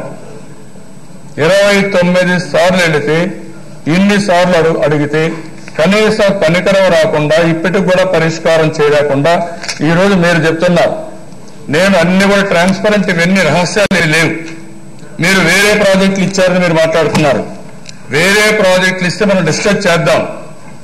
నేను ఒకే విషయం కోరుతున్నాను అధ్యక్ష, ఈ రోజు మీరు వేరే ప్రాజెక్టులు ఇస్తే మన రాష్ట్రానికి ఎంత ఇచ్చారు, వేరే రాష్ట్రానికి ఎంత ఇచ్చారు, జనాభా తమాషా ప్రకారం ఎంత ఇచ్చారు, ఏ రాష్ట్రానికి ఏ విధంగా కేంద్రం న్యాయం చేసిందో దానిపైన కూడా చర్చ చేయడానికి నేను సిద్ధంగా ఉన్నానని కూడా నేను మీకు తెలియజేస్తున్నాను. నేను ఫెడరల్ స్ఫూర్తికి లోబడున్నాను. అటు కేంద్రం ఉండాలి, ఇటు రాష్ట్రాలు ఉండాలి, ఇద్దరు సహకరించుకోవాలి, సహకరించుకొని ముందుకు పోయి ఆలోచిస్తున్నాను తప్ప ఎక్కడ కూడా దానికి భిన్నంగా నేను లేదు. రెండోది, నేను ఈ దేశంలో ఇప్పుడు కాదు ఎప్పటి నుంచో ప్రమోట్ చేస్తున్నా, ఏ రాష్ట్రాలైతే కష్టపడి పనిచేస్తాయో, ఏ రాష్ట్రాలైతే ఈ యొక్క సంపద సృష్టించడంలో ముందుకు పోతున్నారో అలాంటి రాష్ట్రాలని పేనలైజ్ చేయొద్దని ఇప్పుడుగా దిశ వాజ్పేయి గారి గవర్నమెంట్ నుంచి నేను పోరాడుతున్న దిశ. ఆ రోజు ఒక విషయంలో నేను పోరాడి జనాభా విషయంలో ఆ రోజు చాలా మంది జనాభా ప్రాతినిధ్యం పెడితే ఈ యొక్క సీట్ల షేరింగ్ కానీ, డీల్ డీలిమిటేషన్స్ వచ్చినప్పుడు పార్లమెంట్ సీట్స్ ఇవన్నీ చేసినప్పుడు నేను ఆయనతో పట్టుబట్టి గట్టిగా మాట్లాడి 1971 పాపులేషన్ 91 పాపులేషన్ ప్రకారం స్వీచ్ చేసే ఆదేశం 71 అనుకుంటాను 71 పాపులేషన్ కట్ ఆఫ్ డేట్ పెట్టుకుని ఏ గ్రాంట్ ఇవ్వాలని అదే ఉండాలి, డీలిమిటేషన్స్ కూడా ఆ పాపులేషన్ ప్రకారమే జరగాలని గట్టిగా పట్టుబట్టి చేయించాను తప్ప ఎక్కడా ఎన్నికపోవాలని చెప్పి కూడా మీకు తెలియజేస్తున్నా. రెండో విషయం, చాలా మంది అంటున్నారు నేనేదో కష్టపడకుండా కేంద్ర ప్రభుత్వం పైన ఆధారపడుతున్నానని. నేను కేంద్ర ప్రభుత్వం పైన ఆధారపడే దృష్ట్యా ఈరోజు హైదరాబాద్ నగరాన్ని అభివృద్ధి చేశాం. ఆ రోజు కూడా మీరు చూస్తే కొంతమంది అనుకుంటున్నారు మొత్తం కేంద్ర ప్రభుత్వం ఇచ్చిందని. ఏమీ ఇవ్వాల. ఒక్క ధనిక ఆహార పథకంలో ఆ రోజు కొంత ఈ ఫుడ్ ఫర్ వర్క్ లో పెద్ద ఎత్తున రైస్ తీసుకొచ్చాం, డెవలప్మెంట్ కోసం ఉపయోగించాం తప్ప మిగిలినన్ని పాలసీలే ఆ రోజు సహకరించారు. ఓపెన్ పాలసీ ఇచ్చారు. అప్పుడు విమానాలన్నీ విదేశాల దగ్గరికి వచ్చాయి. గ్రీన్ ఫీల్డ్ ఎయిర్పోర్ట్ క్లియరెన్స్ ఇచ్చారు, ఫస్ట్ ఆఫ్ ఇట్స్ కైండ్. దేశంలో మొట్టమొదటిసారి గ్రీన్ ఫీల్డ్ ఎయిర్పోర్ట్ వచ్చిందంటే హైదరాబాద్ ఎయిర్పోర్ట్ వచ్చింది, తర్వాత బెంగళూరు వచ్చింది, తర్వాత ముంబై, ఢిల్లీ వచ్చాయి. అదే మరి ఫస్ట్ ప్రాజెక్ట్ పవర్ సెక్టర్ లో private project KVK, GVK in east Godavari, అదే మరి స్పెక్ట్రమ్ వచ్చే పరిస్థితి వచ్చింది. కాబట్టి ఆ రోజు కూడా నేను ఔటర్ రింగ్ రోడ్డు కూడా కేంద్ర ప్రభుత్వం డబ్బులు తీసుకోలేదు. ఆ ఔటర్ రింగ్ రోడ్డు కూడా బారో చేశాం. ఐఎస్బీ కానీ, సైబరాబాద్ కానీ, రోడ్లు వెడల్పు కానీ ఇవన్నీ ఆ రోజు చేయగలిగాం. కానీ ఈ రోజు మేము కోరేది, రాష్ట్రం నష్టపోయింది, మేము నష్టపోయాం. అదే సమయంలో ప్రజలందరూ కూడా బాధలో ఉన్నారు. ఇది మా హక్కును కోరుకున్నప్పుడు కేంద్ర ప్రభుత్వం ఉదారంగా ముందుకొచ్చి ప్రజల మనోభావాన్ని గౌరవించవలసిన అవసరం కేంద్ర ప్రభుత్వం పైన ఉందని మరొకసారి మీ అందరికీ విజ్ఞప్తి చేస్తున్నాను. నిన్న మొన్న ఒక లీక్ ఒకటి వచ్చింది, బాధేస్తుంది. సాక్షాత్ పార్లమెంట్లో అధ్యక్ష ప్రధానమంత్రి గారు చెప్పారు, ఎన్టీ రామారావు గారు తెలుగువారి ఆత్మ గౌరవం కోసం పార్టీ పెట్టారు. అదే గాని ఆ రోజు తెలుగు వారిని అవమానించకపోతే ఆ రోజు పార్టీ వచ్చేది కాదని సాక్షాత్ ప్రధానమంత్రి పార్లమెంట్ లో మొన్నే చెప్పారు. అధ్యక్ష నిన్న మొన్న అంటున్నారు, మళ్ళీ తెలుగువారి ఆత్మగౌరవం అంటారు. తమిళ ఆత్మగౌరవం అంటే ఏం చేయాలి, ఒరియా ఆత్మగౌరవం అంటే ఏం చేయాలని లీకులు ఇచ్చే పరిస్థితి వస్తే ఇది న్యాయమా అధ్యక్ష? డెఫినెట్ గా అన్యాయం జరిగింది. బాధల్లో ఉన్నాం, అడుగుతున్నారు. నేను కూడా ప్రజలను కన్విన్స్ చేయాలి. ఇన్ని రోజులుగా ఎందుకు కేంద్ర ప్రభుత్వంతో మనం ఒక ఫ్రెండ్లీ పార్టీగా ఉండి ఎందుకు చేశామంటే, నేను చేసే పనుల్లో ఎక్కడా లోపం లేకుండా చేసుకుంటూనే కేంద్రం మనకు ఇవ్వాల్సిన న్యాయపరమైన హక్కుల కోసం నిరంతరం పనిచేస్తున్నాను తప్ప ఎక్కడా రాజీ పడే సమస్య లేదని మరొకసారి మీ అందరికి విజ్ఞప్తి చేస్తున్న దిశ. నిన్న మొన్న కొంతమంది మాట్లాడుతున్నారు, తెలిసి తెలియకుండా లాలూచి రాజకీయాలు నా జీవితంలో లేవు. గౌరవంగా చూస్తాను, అందరితో బాగుంటాను. ఒక మాటలో చెప్పాలంటే ఈ దేశంలో సీనియర్ మోస్ట్ నాయకులు ఎవరైనా ఉన్నారంటే మొదటి స్థానంలో నేను ఉంటాను. దేశాన్ని ప్రజలిచ్చిన గౌరవం. సమైక్య ఆంధ్రప్రదేశ్ లో అందరికంటే ఎక్కువ రోజులు ముఖ్యమంత్రిగా ఉన్నాను, ప్రతిపక్ష నాయకుడిగా ఉన్నాను. ఏ రోజు కూడా నేను ప్రజలకు అందుబాటులో ఉండాలని ఆలోచించాను తప్ప నాకు ఇచ్చిన గౌరవం తెలుగు జాతి ఎవరికి లేదు. దేశ నా జీవితంలో శాశ్వతంగా తెలుగు జాతికి రుణపడి ఉంటాను తప్ప ఇంకోటి లేదు. తెలుగు వారి కోసం పనిచేస్తాను దేశ. అదే మరి దేశ జాతీయ స్థాయిలో కూడా మీరు చూస్తే ఆ సమయంలో ఎవ్వరికి భయపడే పరిస్థితి రాదు. ఇంతవరకు ఒక్క కేసు కూడా పెట్టించుకోవాలంటే నా స్టూడెంట్ డేస్ నుంచి నా మీద ఏ కేసులు లేవు. ఆ విషయం మీరు గుర్తుపెట్టుకోవాల్సిన అవసరం ఉంది. అదే సమయంలో దేశ నేను మునిపే ఒక మాట చెప్పాను, నేనేదో ఈరోజు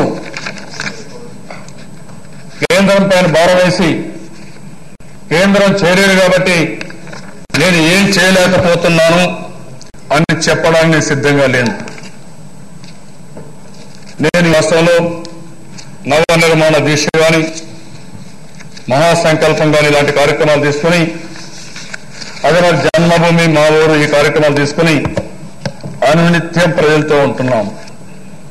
నేను 3 నెలలకు ఒకసారి పరీక్షలు రాసిన స్టూడెంట్ ఎట్టయితే మార్కుల కోసం వెయిట్ చేస్తాడో నేను 3 నెలలకు ఒకసారి GSTP ఏమైందో ఒకసారి అనలైజ్ చేసుకుని ఎక్కడ తప్పులున్నాయో అవన్నీ కరెక్ట్ చేసుకుని మళ్ళీ కలెక్టర్స్ కాన్ఫరెన్స్ పెట్టి ముందుకు పోయే పరిస్థితికి వస్తున్నాను. నేను అందుకనే ఇంత ముందు చెప్పాను దిశ 14-15లో ఎన్నో ఇబ్బందులున్నా మనం ఆ రోజు గ్రోత్ రేట్లో సెకండ్ ప్లేస్ లో ఉన్నాం ఆల్ ఇండియా. 17-16లో నెంబర్ 1 ఫస్ట్ ప్లేస్ కి వచ్చాం 10.60. 16-17లో 11.07 రెండో ప్లేస్ లో ఉన్నాం. 17-18 11.22% వచ్చాం.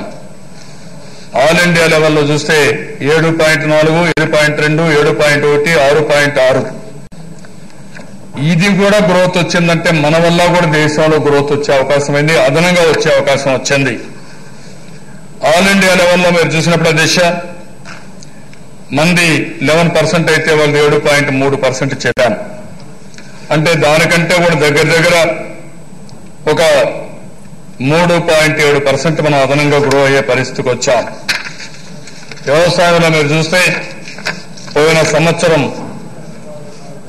29 నుంచి 30% రెయిన్ఫాల్ డెఫిసిట్ వచ్చింది. అదే సమయంలో ఈ సంవత్సరం 14% రెయిన్ఫాల్ డెఫిసిట్ వచ్చింది.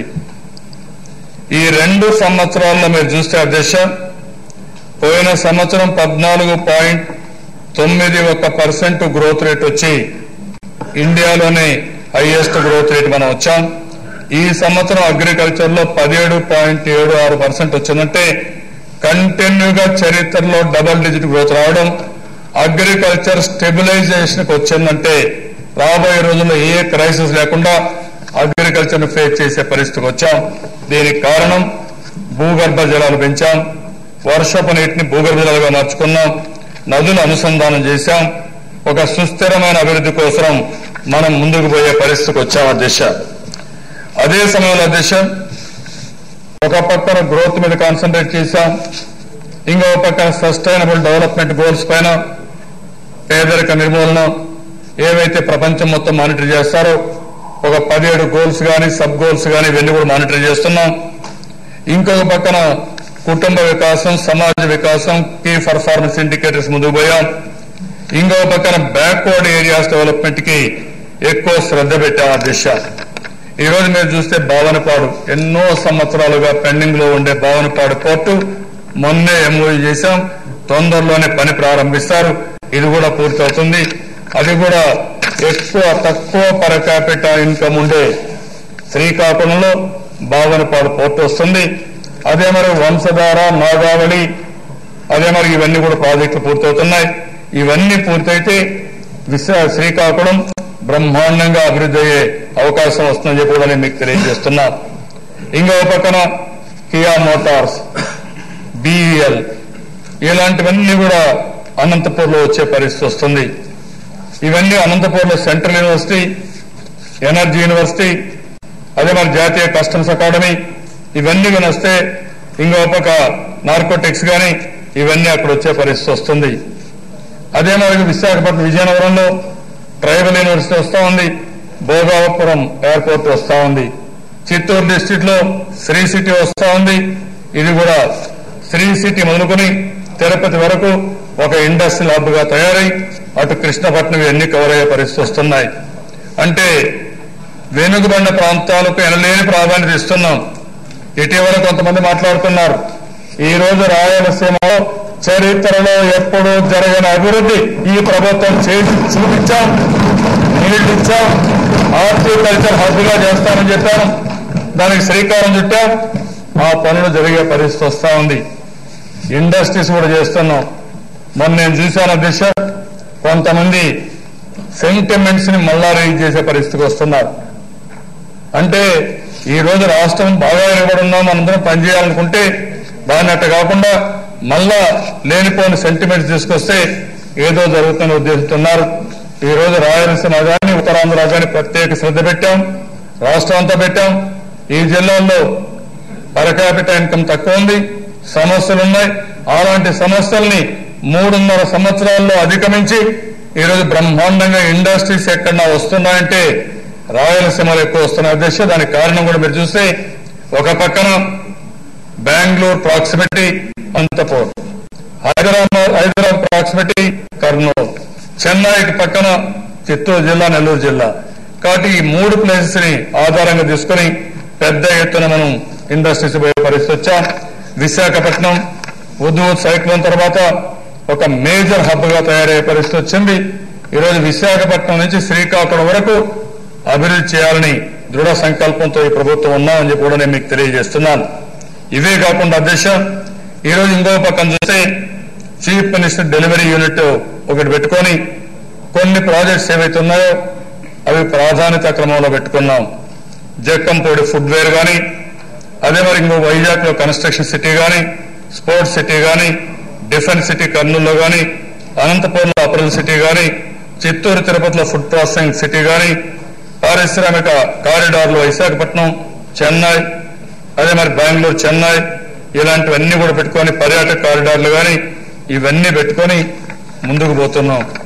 ఓర్వకల్లుని ఒక ఎయిర్పోర్ట్ తీసుకోవాలని, విజయవాడ విమానాశ్రయం విస్తరణ కానీ, అమరావతి రాజధానిలో అభివృద్ధి 500 నగర అభివృద్ధి కానీ, 500 ఆంధ్రాలో తయారీ వస్తువులు కానీ ఇవన్నీ బ్రాండ్ ప్రమోట్ చేయడం కానీ, ఈ విధంగా ఒక 20 ప్రాజెక్టులు పెట్టుకుని ఇవన్నీ ఏ విధంగా చేయడం కోసం ముందుకు పోతున్నాం. అగ్రికల్చర్ అధ్యక్ష, ఈ ప్రభుత్వం ఒక పద్ధతి ప్రకారం కొన్ని నిర్ణయాలు చేశాం.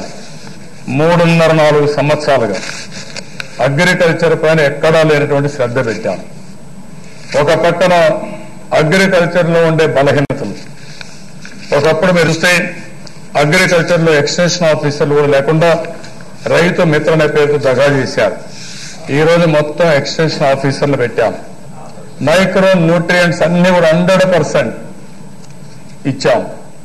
అగ్రికల్చర్ లో మెకనైజేషన్ తీసుకొచ్చాం. అగ్రికల్చర్ లో ఆధునీకరణ తీసుకొచ్చాం. ఎక్కడ కూడా విత్తనాలు కానీ ఎరువులు కానీ ఏది కొరత లేకుండా చేశాం. 0 బడ్జెట్ నేచురల్ ఫార్మింగ్కి వెళ్ళాం.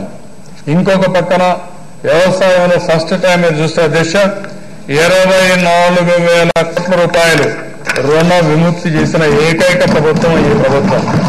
పెద్దలు లేవు. ఆ రోజు కేంద్రం కూడా సహకరించలేదు, ఆర్బీఐ కూడా నిరాకరించింది. అయినా కూడా లెక్క పెట్టుకోలేదు. ఎట్టి పరిస్థితుల్లో ఇవ్వాలనుకున్నాం. 50,000 వన్ టైం సెటిల్మెంట్ ఇచ్చాం. అదే మరి మిగిలిన ఇన్స్టాల్మెంట్స్ ఇచ్చాం. అదే సమయంలో 5 ఇన్స్టాల్మెంట్స్ పెట్టి 10% రేట్ ఆఫ్ ఇంట్రెస్ట్ తో ముందుకు పోయాం.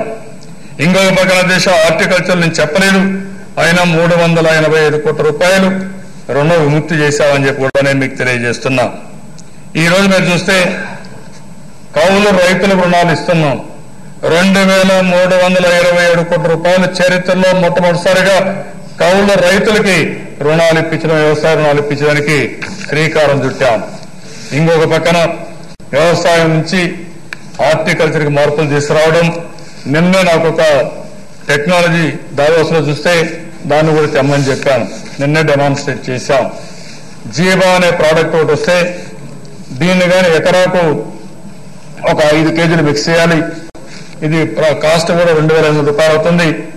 అది కానీ మిక్స్ చేయగలిగితే ఏదైతే వర్షం పడితే ఆ వర్షం అంతా కూడా భూమిలోకి ఇంకిపోకుండా, ఎవాపరేట్ కాకుండా 4-5 నెలల నుండి చెట్టుకు ఎంత కావాలో అంత నీళ్లు ఇచ్చే అవకాశం ఉంది.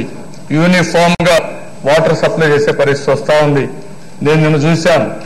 కొంతమంది ఫార్మర్స్ కూడా మాట్లాడాను. దిగుబడి బాగా పెరిగింది, నీటి వినియోగం సమర్థత బాగా పెరిగింది. ఈ సంవత్సరం, రాబోయే సంవత్సరం అనంతపూర్ మిగిలిన జిల్లాల్లో 2 లక్షల ఎకరాల్లో ఈ జీబా ప్రోడక్ట్ వాడి కరువును పూర్తిగా నివారించే కార్యక్రమానికి శ్రీకారం చుట్టాలని చెప్పి అనుకున్నాం. ఒక పైలట్ కింద చేస్తాం. ఇది కానీ సక్సెస్ అయితే ఇంకా పెద్ద ఎత్తున ముందుకు పోతాం. అంటే ఈ రోజు రెయిన్ గన్ తీసుకొచ్చాం. డ్రిప్ ఇరిగేషన్ దశ ఏ రాష్ట్రంలో ఈ విధంగా ప్రతి సంవత్సరం 5-6 లక్షల ఎకరాలు, అందరూ ముందుకు వస్తే 10 లక్షల ఎకరాలకు ఇవ్వాలనుకుంటున్నాం. ఏవైతే కరువు జిల్లాలు ఉన్నాయో 90% సబ్సిడీ ఇస్తున్నాం. మిగిలిన జిల్లాల్లో దీన్ని ఒక పద్ధతి ప్రకారం ముందుకు పోతున్నాం. అంతేకాకుండా ఇంకో పక్కన చూస్తే అధ్యక్ష, అగ్రికల్చర్ నుంచి హార్టికల్చర్కి వెళ్తున్న స్ట్రాటజీ ప్రకారం ఆ హార్టికల్చర్ లో ఇప్పుడు చూస్తే 41 లక్షల ఎకరాలు ఉంది. దీన్ని 1 కోటి ఎకరాలకు పెంచాలని, రాష్ట్రంలో 2 కోట్ల ఎకరాలకు నీళ్లు ఇవ్వాలని అదే సమయంలో 2 కోట్ల ఎకరాల్లో 1 కోటి ఎకరాలు హార్టికల్చర్ వేసి భారతదేశానికే కాదు ప్రపంచానికే హార్టికల్చర్ హబ్ గా ఆంధ్రప్రదేశ్ తయారు కావాలని దీనికి ఒక పద్ధతి ప్రకారం పెట్టుకుని ముందుకు పోతున్నాం. దీనివల్ల ప్రజల్లో ఆహార అలవాట్లు మారాయి. అందుకనే ఈరోజు హార్టికల్చర్ ప్రాధాన్యత ఇచ్చి అన్ని పండ్లు వస్తాయి. దశ అనంతపురం నేను చూశాను, 1, 2 కాదు 20 వెరైటీస్ ఆఫ్ హార్టికల్చర్ పంటలు వస్తున్నాయి. మంచి రేటు వస్తా ఉంది. ఇది కానీ మనం చేయగలిగితే, అందుకే ఈరోజు చూసే ఈ సంవత్సరం కూడా హార్టికల్చర్ లో 18.62% గ్రోత్ వచ్చింది. దీన్ని డిపార్ట్మెంట్ కి ఆదేశాలు ఇచ్చింది. మినిమం 25% 30% రావాలని చెప్పి ఆదేశాలు ఇచ్చాం. ఇంకో పక్క లైవ్ స్టాక్ ఎక్కువ కాన్సన్ట్రేట్ చేస్తున్నాం. డైరీ ఈ సంవత్సరం మీరు చూస్తే 75,000 కోట్ల రూపాయల జీవీ వస్తా ఉంది. 10,000 రూపాయల ఆదాయం రావాలని, కుటుంబానికి నెలకు రావాలని ఒక టార్గెట్ పెట్టుకున్నాం. దీనికి కూడా ఎక్కువ ప్రోత్సాహాలు ఇస్తున్నాం. ఇప్పటికీ మీరు చూస్తే దిశ ఈ ఒక దీంట్లో మనం 5వ స్థానంలో ఉన్నాం. రెండోది fodder security, sustainable development goals లో కానీ కుటుంబ వికాసంలో కానీ ఫాడర్ సెక్యూరిటీకి ప్రాధాన్యత ఇస్తున్నాం. సైలేజ్ కానీ కాన్సన్ట్రేట్ ఫీడ్ కానీ ఇంకో పక్కన ఊరూరు పశుగ్రాస క్షేత్రాలు పెట్టి 50% సబ్సిడీతో పశువులకు కూడా పూర్తిగా దాణా ఇవ్వాలని చెప్పి ఒక కార్యక్రమం పెట్టుకున్నాం. 2017 అయితే గ్లోబల్ లీడర్షిప్ అవార్డు కూడా మనకు వచ్చింది. అంటే ఇది one of the best program మనం తీసుకున్నాం. 100% ఒక నమ్మకం ఉంది. రాష్ట్రంలో పెద్ద ఎత్తున పేదవాళ్ళకు ఆదాయం వచ్చేది ఈ డైరీలో వస్తుంది, పౌల్ట్రీలో వస్తుంది. అదే సమయంలో ఈ యొక్క షీప్ రేరింగ్ కానీ వీటిలో ఎక్కువ ఆదాయం వచ్చే అవకాశం ఉంది. ఇంకో పక్కన దేశం ఫిషరీస్, ఇక్కడ ఆక్వా కల్చర్ అయితే బాగా వస్తా ఉంది. మన రాష్ట్రంలో ఊహించిన విధంగా సంవత్సరం బాగా పెరుగుతా ఉంది. ఈ రోజు మీరు చూస్తే జీవీఏ 44,000 కోట్లుంది. ఒక పక్కన ఏదైతే డైరీ తర్వాత లైవ్ స్టాక్ తర్వాత ఎక్కువ జీవీఏ వచ్చే ఏకైక సెక్టర్ మత్స్య పరిశ్రమగా తయారైంది. దీనిపైన కూడా కాన్సన్ట్రేట్ చేస్తున్నాం. గ్రోత్ అయితే సంవత్సరం 30 నుంచి 40% పెరిగే పరిస్థితి వచ్చింది. ప్రపంచానికే హార్టికల్చర్ హబ్గా, అక్వాకల్చర్ హబ్గా ఆంధ్రప్రదేశ్ తయారయ్యే పరిస్థితి. అదే సమయంలో దీని మీద ఎక్కడికక్కడ జాగ్రత్తగా ఉండాలి. ఎందుకంటే దీనిపైన డిసీజ్ కానీ ఇవన్నీ వస్తే చాలా ప్రమాదం వస్తుంది. పొల్యూషన్ పైన కూడా నియంత్రణ పెట్టుకోవాలి. దీన్ని జాగ్రత్తగా నర్చర్ చేస్తూ ముందుకు తీసుకుపోవాల్సిన అవసరం ఉంది. హరిత ఆంధ్రప్రదేశ్ కోసం ముందుకు పోయాం. 6,778 చదరపు కిలోమీటర్లు అటవీ విస్తీర్ణం దేశంలో వేస్తే అందులో 2,141 చదరపు కిలోమీటర్లు మన రాష్ట్రంలో వస్తుందంటే అది ఈ ప్రభుత్వం చూపించే శ్రద్ధ హరిత ఆంధ్రప్రదేశ్ కోసం. ఇంకో పక్కన దిశ ఈరోజు ప్రాజెక్టులు మీరు చూస్తే 50 ప్రాజెక్టులు ముందే చెప్పాను. మొత్తం మీరు చూసినప్పుడు ప్రాజెక్ట్స్ అన్నిటి మీద శ్రద్ధ పెట్టాం. ప్రాజెక్టుల దగ్గర నిద్రపోయాం, అక్కడనే బస్ చేశాం, ఫోకస్ పెట్టాను. చాలా ప్రాజెక్టులు మొన్న 29 ప్రాజెక్టులు తీసుకున్నాం. ఒక పక్క పోలవరం పూర్తి చేయాలి, వంశధార నాగావళి పూర్తి చేయాలి. ఇప్పటికీ గోదావరి నీళ్లు కృష్ణా తీసుకొచ్చాం, గోదావరి నీళ్లు పెన్నాకు తీసుకెళ్తాం. అల్టిమేట్ గా వంశధార, నాగావళి, గోదావరి, కృష్ణా, పెన్నా 5 నదుల అనుసంధానం చేసి ఇప్పుడు చేసిన పవిత్ర సంగమానికి అదనంగా ఒక మహాసంగమాన్ని తయారు చేసే బాధ్యత ఈ ప్రభుత్వం తీసుకుంటాం. అప్పుడు శ్రీకాకుళం నుంచి నీళ్లు, లేకుంటే ఇక్కడ గోదావరి నుంచి నీళ్లు శ్రీకాకుళానికి, ఎక్కడ నీళ్లు తక్కువ ఉంటే అక్కడికి వచ్చే అవకాశం ఉంటుంది. ఇది జయప్రదం కావాలంటే ఈ ప్రాజెక్టులు పూర్తి కావాలి. 50 ప్రాజెక్టులు పూర్తి చేస్తున్నాం. ఇప్పటికీ 29 ప్రాజెక్టులు జూన్ లోపల పూర్తి చేయాలని టార్గెట్ పెట్టుకున్నాం. పురుషోత్తపట్నం లిఫ్ట్ ఇరిగేషన్ పూర్తయింది. శారదా రివర్ పైన కన్స్ట్రక్షన్ ఆఫ్ ఆనకట్ట పూర్తయింది. పోగొండ రిజర్వాయర్ పూర్తయింది వెస్ట్ గోదావరిలో. ఎర్ర కాలువ వెస్ట్ గోదావరిలో పూర్తయింది. Kandaleru left canal lift irrigation పూర్తయింది. Gandikota CBR, Muchumarri lift irrigation, Siddhapuram lift irrigation, Kurnool ఇవన్నీ మొన్నే జాతికి అంకితం చేశాం. ఇవన్నీ పూర్తి చేశాం. ఇవి కాకుండా Gorukallu balance reservoir Kurnool, Avuku tunnel Kurnool, Pulikanuma lift irrigation Kurnool, ఇవన్నీ కూడా రెడీగా ఉన్నాయి. ఇనాగరేషన్ కోసం తొందరగా చేస్తున్నాం. Peddapalem lift irrigation Krishna river మీద, చిన్నసాన లిఫ్ట్ ఇరిగేషన్ విఎల్ఎంసీ పైన ఇవి కూడా రెడీ అయిపోయినాయి. ఇవి కూడా తొందరలోనే పూర్తి చేస్తున్నాం. ఇవి కాకుండా అధ్యక్ష మీరు చూస్తే వంశధార ఫేజ్ 2 స్టేజ్ 2 ఇది జూన్ లోపల పూర్తి చేస్తున్నాం. మార్చి ఏప్రిల్ లోపల పూర్తి చేస్తున్నాం. వంశధార నాగావళి ఇంటర్లింకింగ్ పూర్తవుతుంది. పులిచెంతల ఇనాగరేషన్ రెడీగా ఉంది. కొండవీటి వాగు ఏప్రిల్ రెడీగా ఉంది. అదే మరి గుండ్లకమ్మ రిజర్వాయర్ రెడీగా ఉంది. అదే మరి ఇంకొక పక్కన చూస్తే కొలిసిపాడు లిఫ్ట్ ఇరిగేషన్ రెడీగా ఉంది. ఆడవేపల్లి రిజర్వాయర్ ఈ నెలలో నెక్స్ట్ మంత్ ఇనాగరేట్ చేస్తున్నాం. నెల్లూరు బ్యారేజ్, సంగం బ్యారేజ్ రెండు కూడా జూన్ లోపల పూర్తి చేస్తాం. Kuppam branch canal under NSS అందరినివా ఏప్రిల్ మే లోపల పూర్తి చేస్తాం. అదే మరిగా state highways 31 road in Gandikota దగ్గర రెడీ అవుతా ఉంది. నెక్స్ట్ మంత్ అయిపోతుంది. గండికోట రిజర్వాయర్ నెక్స్ట్ ఫేజ్ నీళ్లు పెట్టడానికి దీన్ని కూడా రెడీ చేస్తున్నాం. మారాల రిజర్వాయర్ ఆల్మోస్ట్ రెడీ అయిపోయింది. చెర్లోపల్లి రిజర్వాయర్ రెడీ అయింది. మడకసర బ్రాంచ్ కెనాల్ రెడీ అవుతుంది. గొల్లపల్లికి అవతల ఇది కూడా నీళ్లను తీసుకోవడం కోసం నెక్స్ట్ ఏప్రిల్ మే లోపల ఇది కూడా ఇనాగరేట్ చేస్తాం. పులకుర్తి లిఫ్ట్ ఇరిగేషన్ కూడా రెడీ అవుతుంది. ఇవన్నీ కూడా దేశ 29 ప్రాజెక్టులు జూన్ లోపల పూర్తి చేసే బాధ్యత, జాతికి అంకితం చేసే బాధ్యత ఈ ప్రభుత్వం తీసుకుంటాం. ఇది కాకుండా మీరు ఒకసారి చూస్తే మహేంద్ర తనయ టార్గెట్ పెట్టాం. 466 కోట్ల రూపాయలు ఖర్చు కావాలి. 121 కోట్లు ఖర్చు పెట్టారు. దీనికి కూడా నెక్స్ట్ ప్రయారిటీ ప్రాజెక్ట్ పెట్టాం. తారక రానా తీర్థ సాగరం ఇది విజయనగరం, దీనికి కూడా టార్గెట్ పెట్టాం. ఉత్తరాంధ్ర సుజల శ్రవంతి ఫేజ్ 1, అదే మరి హీరామండలం రిజర్వాయర్ అక్కడి నుంచి ఇచ్చాపురం హై లెవెల్ కెనాల్ తీసుకుపోవడానికి ఇది ప్రాధాన్యతలు పెట్టాం. గోదావరి పెన్నా లింక్ ఫేజ్ 1 మొత్తం గోదావరి నీళ్లు ఈ రోజు 200 టీఎంసీ దగ్గర మనం లిఫ్ట్ చేసే అవకాశం ఉంది. పురుషోత్తపట్నం ద్వారా ఒక 40 టీఎంసీ, చింతలపూడి ద్వారా ఒక 60 టీఎంసీ, ఒక 100 టీఎంసీ ఏదైతే ఇప్పుడే పట్టిసీమ ద్వారా మొత్తం 200 టీఎంసీ వస్తాయి. ఈ నీళ్లు తీసుకుని ఫేజ్ 1 లో మనం రైట్ మెయిన్ కెనాల్ వరకు తీసుకుపోయి అక్కడి నుంచి పెన్నా వరకు తీసుకెళ్తాం. రైట్ మెయిన్ కెనాల్కి వెళ్తే తాత్కాలికంగా డ్రింకింగ్ వాటర్ కి ఇచ్చేందుకు అవకాశం ఉంటుంది. ఈ ప్రాజెక్ట్ ప్రాధాన్యత క్రమంలో పెట్టి పూర్తి చేస్తాం. ఇది కాకుండా చింతలపూడి లిఫ్ట్ ఇరిగేషన్ పూర్తి చేస్తాం. ఇంకో పక్కన వైకుంఠపురం ఇక్కడ కృష్ణాలో 1 మోర్ బ్యారేజ్ వస్తుంది. Veligonda project tunnel 1, tunnel 2 head regulator ఎట్టి పరిస్థితిలో ఈ సంవత్సరం ఎండ్ లోపల టనల్ 1 పూర్తవుతుంది. నెక్స్ట్ ఇయర్ మార్చి లోపల ఎట్టి పరిస్థితిలో వెలుగొండ ప్రాజెక్టు పూర్తి చేసే బాధ్యత ఇది నేనే ఫౌండేషన్ వేసి మళ్ళా నేను పూర్తి చేస్తున్నాను. అవి కూడా పూర్తి చేస్తాం. Somasila Swarnamukhi link canal up to Tirupati. ఇది కాకుండా ఇక్కడ దీనిపైన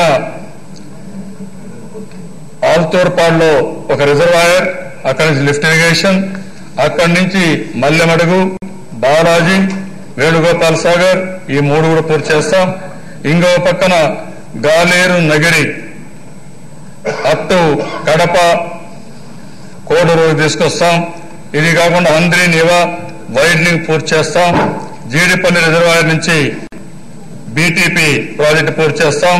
పేరూరు కూడా ఇమీడియట్ దానికి కూడా ప్రాధాన్యత పెట్టాం, దాన్ని కూడా పూర్తి చేస్తాం. అదే మరి ఇంకో పక్కన వెస్టర్న్ తాలూక్స్ ఆఫ్ కర్నూలులో మొత్తం ఒక లిఫ్ట్ ఇరిగేషన్ పెట్టి అందరి నివా పైన ఆ చెరువులకు అన్నిటికీ నీళ్లు ఇచ్చే పరిస్థితి తీసుకుంటాం. ఇంకో పక్క వేదావతి ఒకటి పూర్తి చేయాలి, కర్నూలు అవి కూడా పూర్తి చేస్తాం. అదే మరి వాటర్ సప్లై టు మూలపల్లి ఒక 5-6 ట్యాంకులను అవి కూడా పూర్తి చేస్తాం. ఇది కాకుండా గుండ్రేవులు కూడా ఇంటర్ స్టేట్ ప్రాబ్లం ఉంది, వారితో కూడా మాట్లాడి ఇది కూడా పూర్తి చేయడానికి ప్రయత్నం చేస్తున్నామని చెప్పి కూడా నేను మీకు తెలియజేస్తున్నా. ఈ ప్రాజెక్టులన్నీ పూర్తయితే రాబోయే రోజుల్లో ఆంధ్రప్రదేశ్ లో కరువు అనే మాట లేకుండా చేయడానికి ఈ ప్రభుత్వం దృఢ సంకల్పంతో పనిచేస్తున్నాం. ఎట్టి పరిస్థితుల్లో ఇది సాధించడానికి మీ అందరి సహకారం అవసరం. అదే సమయంలో అధ్యక్ష, నేను ఈరోజు ముందే చెప్పినట్టు కేంద్ర ప్రభుత్వం డబ్బులు ఇవ్వలేదనో ఇలాంటి పనులు కాలేదనో మనం పనులు నిలిపే పరిస్థితులు లేవు. అక్కడ మన హక్కు, మనం ఇంకా వెనకబడున్నాం, మనం తెచ్చుకోవాలి, అది జరగాలి. అదే సమయంలో పేదవాళ్లు కష్టపడకుండా అన్ని విధాలు ఆదుకోవాల్సిన బాధ్యత ఈ ప్రభుత్వం పైన ఉంది దిశ. అందుకనే మీరు ఒకసారి చూస్తారు దిశ, ఇక్కడ మీరు చూసినప్పుడు ఒక ఫ్లాగ్షిప్ ప్రోగ్రామ్స్ కింద ఈరోజు పీడిఎస్ ఇస్తున్నాం. 5 కేజీల బియ్యం ప్రతి ఒక్కరికి ఇస్తున్నాం. 1,40,00,000 కుటుంబాలకు మనం రైస్ ఇచ్చే పరిస్థితిలో ఉన్నాం. కొత్తగా కేంద్ర ప్రభుత్వం చక్కెర ఇవ్వకపోతే 1/2 కేజీ చక్కెర మన డబ్బులతో ఇవ్వాలని చెప్పి నిర్ణయించాం. అదే మరి పౌష్టికాహారంతో ఈరోజు కందిపప్పు కానీ ఈ పప్పు ధాన్యాలు కానీ ఇవన్నీ ఇవ్వడానికి 1 కేజీ ఇవ్వడానికి నిర్ణయించాం. అదే మరిగా మీరు చూస్తే సంక్రాంతి కానుక, లేకపోతే ఈ యొక్క రంజాన్ తోఫా, లేకపోతే ఇంకో పక్కన క్రిస్మస్ గిఫ్ట్ కానీ ఇలాంటివన్నీ ఇచ్చుకుంటూ మనం ముందుకు పోయాం. ఇది ఏ రాష్ట్రంలో కూడా ఇంత పెద్ద ఎత్తున ఏ ప్రభుత్వం ఇవ్వలేదు. తొందరలోనే మళ్లీ అన్ని మున్సిపాలిటీలో 200 ప్లేసుల్లో అన్నా క్యాంటీన్ పెట్టి దేశంలో ఉండే అన్ని క్యాంటీన్ల కంటే మెరుగైన క్యాంటీన్ల ద్వారా పేదవాళ్ళకి భోజన సౌకర్యాలు కల్పించే ఏర్పాటు చేశాం. అదే మరి దశ ఈరోజు 2వ ప్రోగ్రాం మీరు చూస్తే ఎక్కడా చేయని విధంగా బీమా స్కీమ్ తీసుకొచ్చాం. ఎవరైనా సరే యాక్సిడెంట్ లో చనిపోతే 5 లక్షలు, సహజ మరణం అయితే 50 సంవత్సరాల లోపలుంటే 2 లక్షల రూపాయలు, 10 days లోపల చనిపోయిన రిపోర్ట్ వచ్చిన తర్వాత 10 రోజుల లోపలనే పెద్ద కర్మ చేసే లోపలనే 2 లక్షల రూపాయలు వాళ్ళ ఇంటికి తీసుకుపోయి ఇచ్చే బాధ్యత ఈ ప్రభుత్వం తీసుకుంటున్నాం. డాక్రా సంఘాలు కూడా పెట్టి 1 రోజునే ఇన్క్వెస్ట్ చేస్తున్నాం. 2 రోజుల్లోనే పోస్ట్ మార్టం ఎన్ని పూర్తి చేస్తున్నాం. ఇమ్మీడియట్ గా ఇన్సూరెన్స్ కంపెనీలు పంపిస్తున్నాం. 15 రోజుల లోపలనే 5 లక్షల రూపాయలు డబ్బులు తీసుకొచ్చి ఇస్తున్నాం. అదే మరి ఎక్కడికక్కడ ఏమాత్రం ఇబ్బంది లేకుండా ఈ కార్యక్రమాన్ని కూడా సుజావుగా చేయడం కోసం ముందుకు పోతున్నాం. 3వ దశ పేదవాళ్లకు పింఛన్, ఎన్టీఆర్ భరోసా. నా మీద అచంచలమైన నమ్మకం పెట్టుకున్నారు. నేను ఆ రోజు చెప్పాను, ప్రతి ఒక్క పేద కుటుంబానికి ఒక పెద్ద కొడుకుగా ఉంటానని చెప్పి ఆ మాట నిలబెట్టుకోవడానికి భారతదేశంలో ఎక్కడా ఇవ్వని విధంగా 50 లక్షల కుటుంబాలకు ఈరోజు పింఛన్లు ఇస్తున్నాం. అది కూడా దేశ మనం చూస్తే 4వ తారీఖు 5వ తారీఖు గౌదర్ వస్తే మేము ఆర్టీజీలో చూస్తే 75% పింఛన్లు అప్పటికే డ్రా చేశారు. అంటే 4 రోజుల్లో 75% తీసుకున్నారంటే ఏ విధంగా ప్రభుత్వం ఇస్తున్నామో ఇది ఒక ఉదాహరణ అని చెప్పి కూడా నేను మీకు తెలియజేసుకుంటున్నా.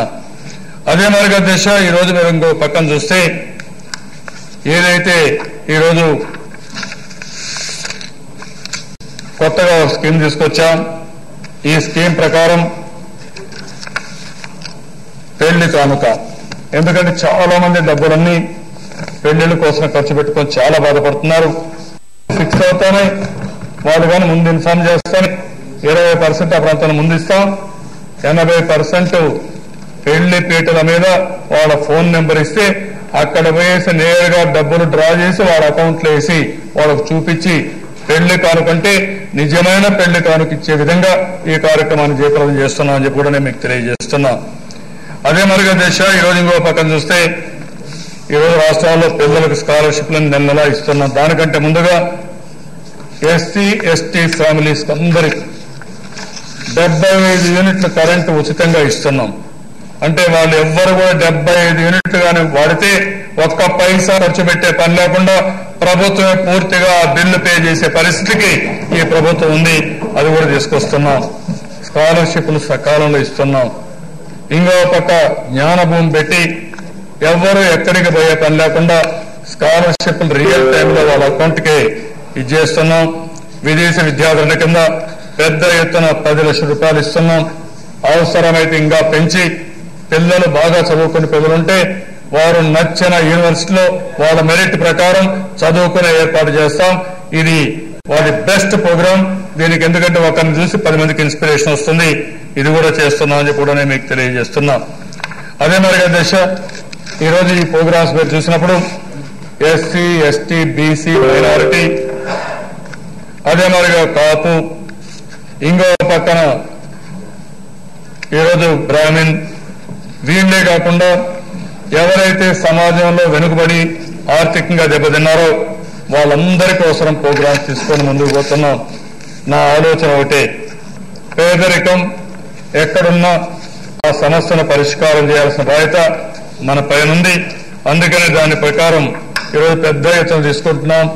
ఈ రోజు మీరు చూసే అధ్యక్ష ల్యాండ్ పర్చేస్ స్కీమ్ కూడా మళ్ళా ఇంట్రడ్యూస్ చేశాం. ఎస్సీ కార్పొరేషన్ లో ఆదరణ కార్యక్రమం బీసీలో తీసుకొచ్చాం. మైనారిటీస్ పెద్ద ఎత్తున ఆర్థిక సహాయం చేస్తున్నాం. ఇంకో పక్కన డిజేబుల్డ్ వెల్ఫేర్ కింద కూడా బాగా డబ్బులు పెంచాం. ఇవన్నీ కూడా ఎక్కడికక్కడ మీరు ఒకసారి చూస్తే ఇంకొక పక్కన ప్రతి ఒక్కరికి ఉపాధి కల్పించడానికి కూడా ఈ ప్రభుత్వం ముందుకు పోతున్నాం. సెల్ఫ్ గ్రూపులకు కూడా ఈ రోజు మీరు చూసినప్పుడు 10,000 రూపాయలు చొప్పున ప్రతి ఒక్క సెల్ఫ్ గ్రూప్ కి మెంబర్కి ఇచ్చిన ఘనత ఈ ప్రభుత్వానికి దక్కుతుంది. ఎక్కడా ఇవ్వని విధంగా 10,000 రూపాయలు ఇచ్చాం. ఇంకొక పక్కన వాళ్ళకి ఇప్పుడు ఒక 6,993 కోట్లు ఇప్పటికి ఇచ్చాం. వడ్డీ లేని రుణాల కింద వడ్డీ మాఫీ 2,514 కోట్లు ఇచ్చాం. ఇప్పుడు ఒక 2,000 కోట్ల రూపాయలు ఒక ఇన్స్టాల్మెంట్ ఇస్తున్నాం. ఇంకొక ఇన్స్టాల్మెంట్ కూడా ఇస్తాం. వడ్డీ లేని రుణాలు 13,500 కోట్ల రూపాయలు ఇవ్వగలుగుతున్నామంటే భారతదేశంలో ఇచ్చే రుణాల్లో 1/3 ఆంధ్రప్రదేశ్ ఇస్తున్నామంటే అదే మా కమిట్మెంట్ అని చెప్పి కూడా నేను మీకు తెలియజేస్తున్నాను. అదే మరి దేశం నిన్నే మేము చూశాను. ఈ రోజు అమృత హస్తం కానీ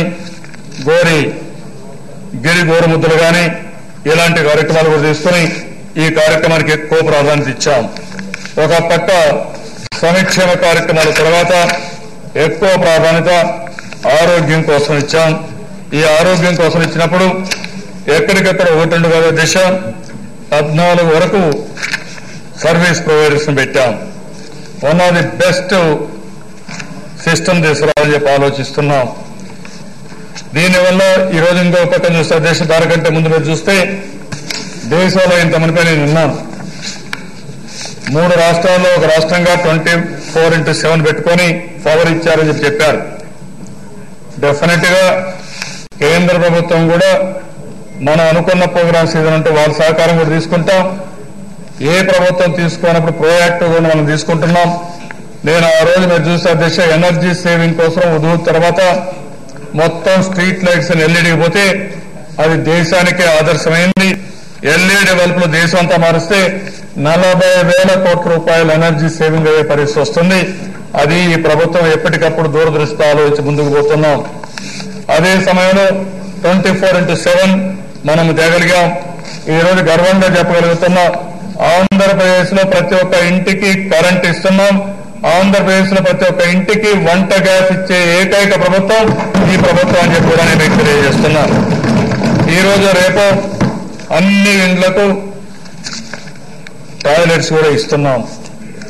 అదే మరి ప్రతి ఒక్క ఇంటికి టాయిలెట్ ఇచ్చి మరుగుదొడ్డి ఇచ్చి ఓడిఎఫ్ 100% చేయడం కోసం మనం ముందుకు పోతున్నాం.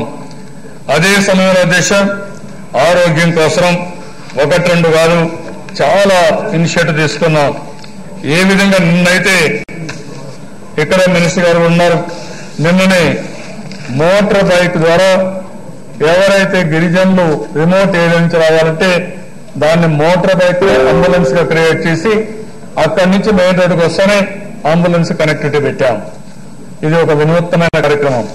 ఇంకొక పక్క 21 కమ్యూనిటీ హెల్త్ సెంటర్స్ ఉంటే 21 కమ్యూనిటీ హెల్త్ సెంటర్ లో ఇన్ఫెంట్ ఎవరైతే చిన్నపిల్లలు ఉన్నారో ఆ పిల్లలకు ఇంటెన్సివ్ కేర్ కూడా పెట్టి ఎన్ఆర్ఐ హాస్పిటల్కి ఇచ్చి డైరెక్ట్ గా ఇక్కడి నుంచి మానిటర్ చేసుకుంటూ స్పెషాలిటీస్ కానీ స్పెషలిస్టులు కానీ అవన్నీ కూడా పెట్టి ఇచ్చే పరిస్థితికి వచ్చాం. అంటే ఈ రోజు ఒక వినూత్నమైన కార్యక్రమంలో ముందుకు పోతున్నాం. స్టేట్ హెల్త్ బులెటిన్ నెలవారీగా అనౌన్స్ చేస్తున్నాం. జిల్లా బులెటిన్ ఇస్తున్నాం. విలేజ్ బులెటిన్ వారికి వెళ్తున్నాం. హెల్త్ విషయంలో దేశంలో ఎక్కడా చేయనటువంటి కార్యక్రమాలు చేస్తున్నాం. ఈ కార్యక్రమానికి ఇది భారతదేశానికి ఒక మోడల్ గా జరుగుతుంది. అలాంటి కార్యక్రమాల్లో హెల్త్ లో ముందుకు పోతున్నాం అని చెప్పి కూడా నేను మీకు తెలియజేస్తున్నాను. పౌష్టికాహారంలో ముందుకు పోతున్నాం. ఎక్కడ సమస్య ఉంటే అక్కడ ఈ ప్రభుత్వం ఉంటుంది. ఎక్కడ సమస్య ఉంటే ఆ సమస్య పరిష్కరించడానికి వినూత్నమైన ఆలోచనతో ముందుకు పోతాం. ఇంకో పక్కన దిశ ఎడ్యుకేషన్ పైన ఎక్కువ శ్రద్ధ పెట్టాం. ఈరోజు వర్చువల్ క్లాస్ రూమ్స్ తీసుకొచ్చాం. 4,000 కోట్ల రూపాయలు ఖర్చు పెట్టి ఫర్నిచర్ కోసం ముందుకు పోతున్నాం. 2019-20కి 100% లిటరసీకి ముందుకు పోవాలని ఒక ఆంధ్రప్రదేశ్ ఒక నాలెడ్జ్ స్టేట్ గా తయారు కావాలి, ఎడ్యుకేషన్ హబ్ గా ఉండాలి అనే దానికోసం పెద్ద ఎత్తున కార్యక్రమాలు తీసుకున్నాం. హైయర్ ఎడ్యుకేషన్ లో ముందుకు పోతున్నాం. ప్రైవేట్ యూనివర్సిటీస్ బిల్లు తీసుకొచ్చాం.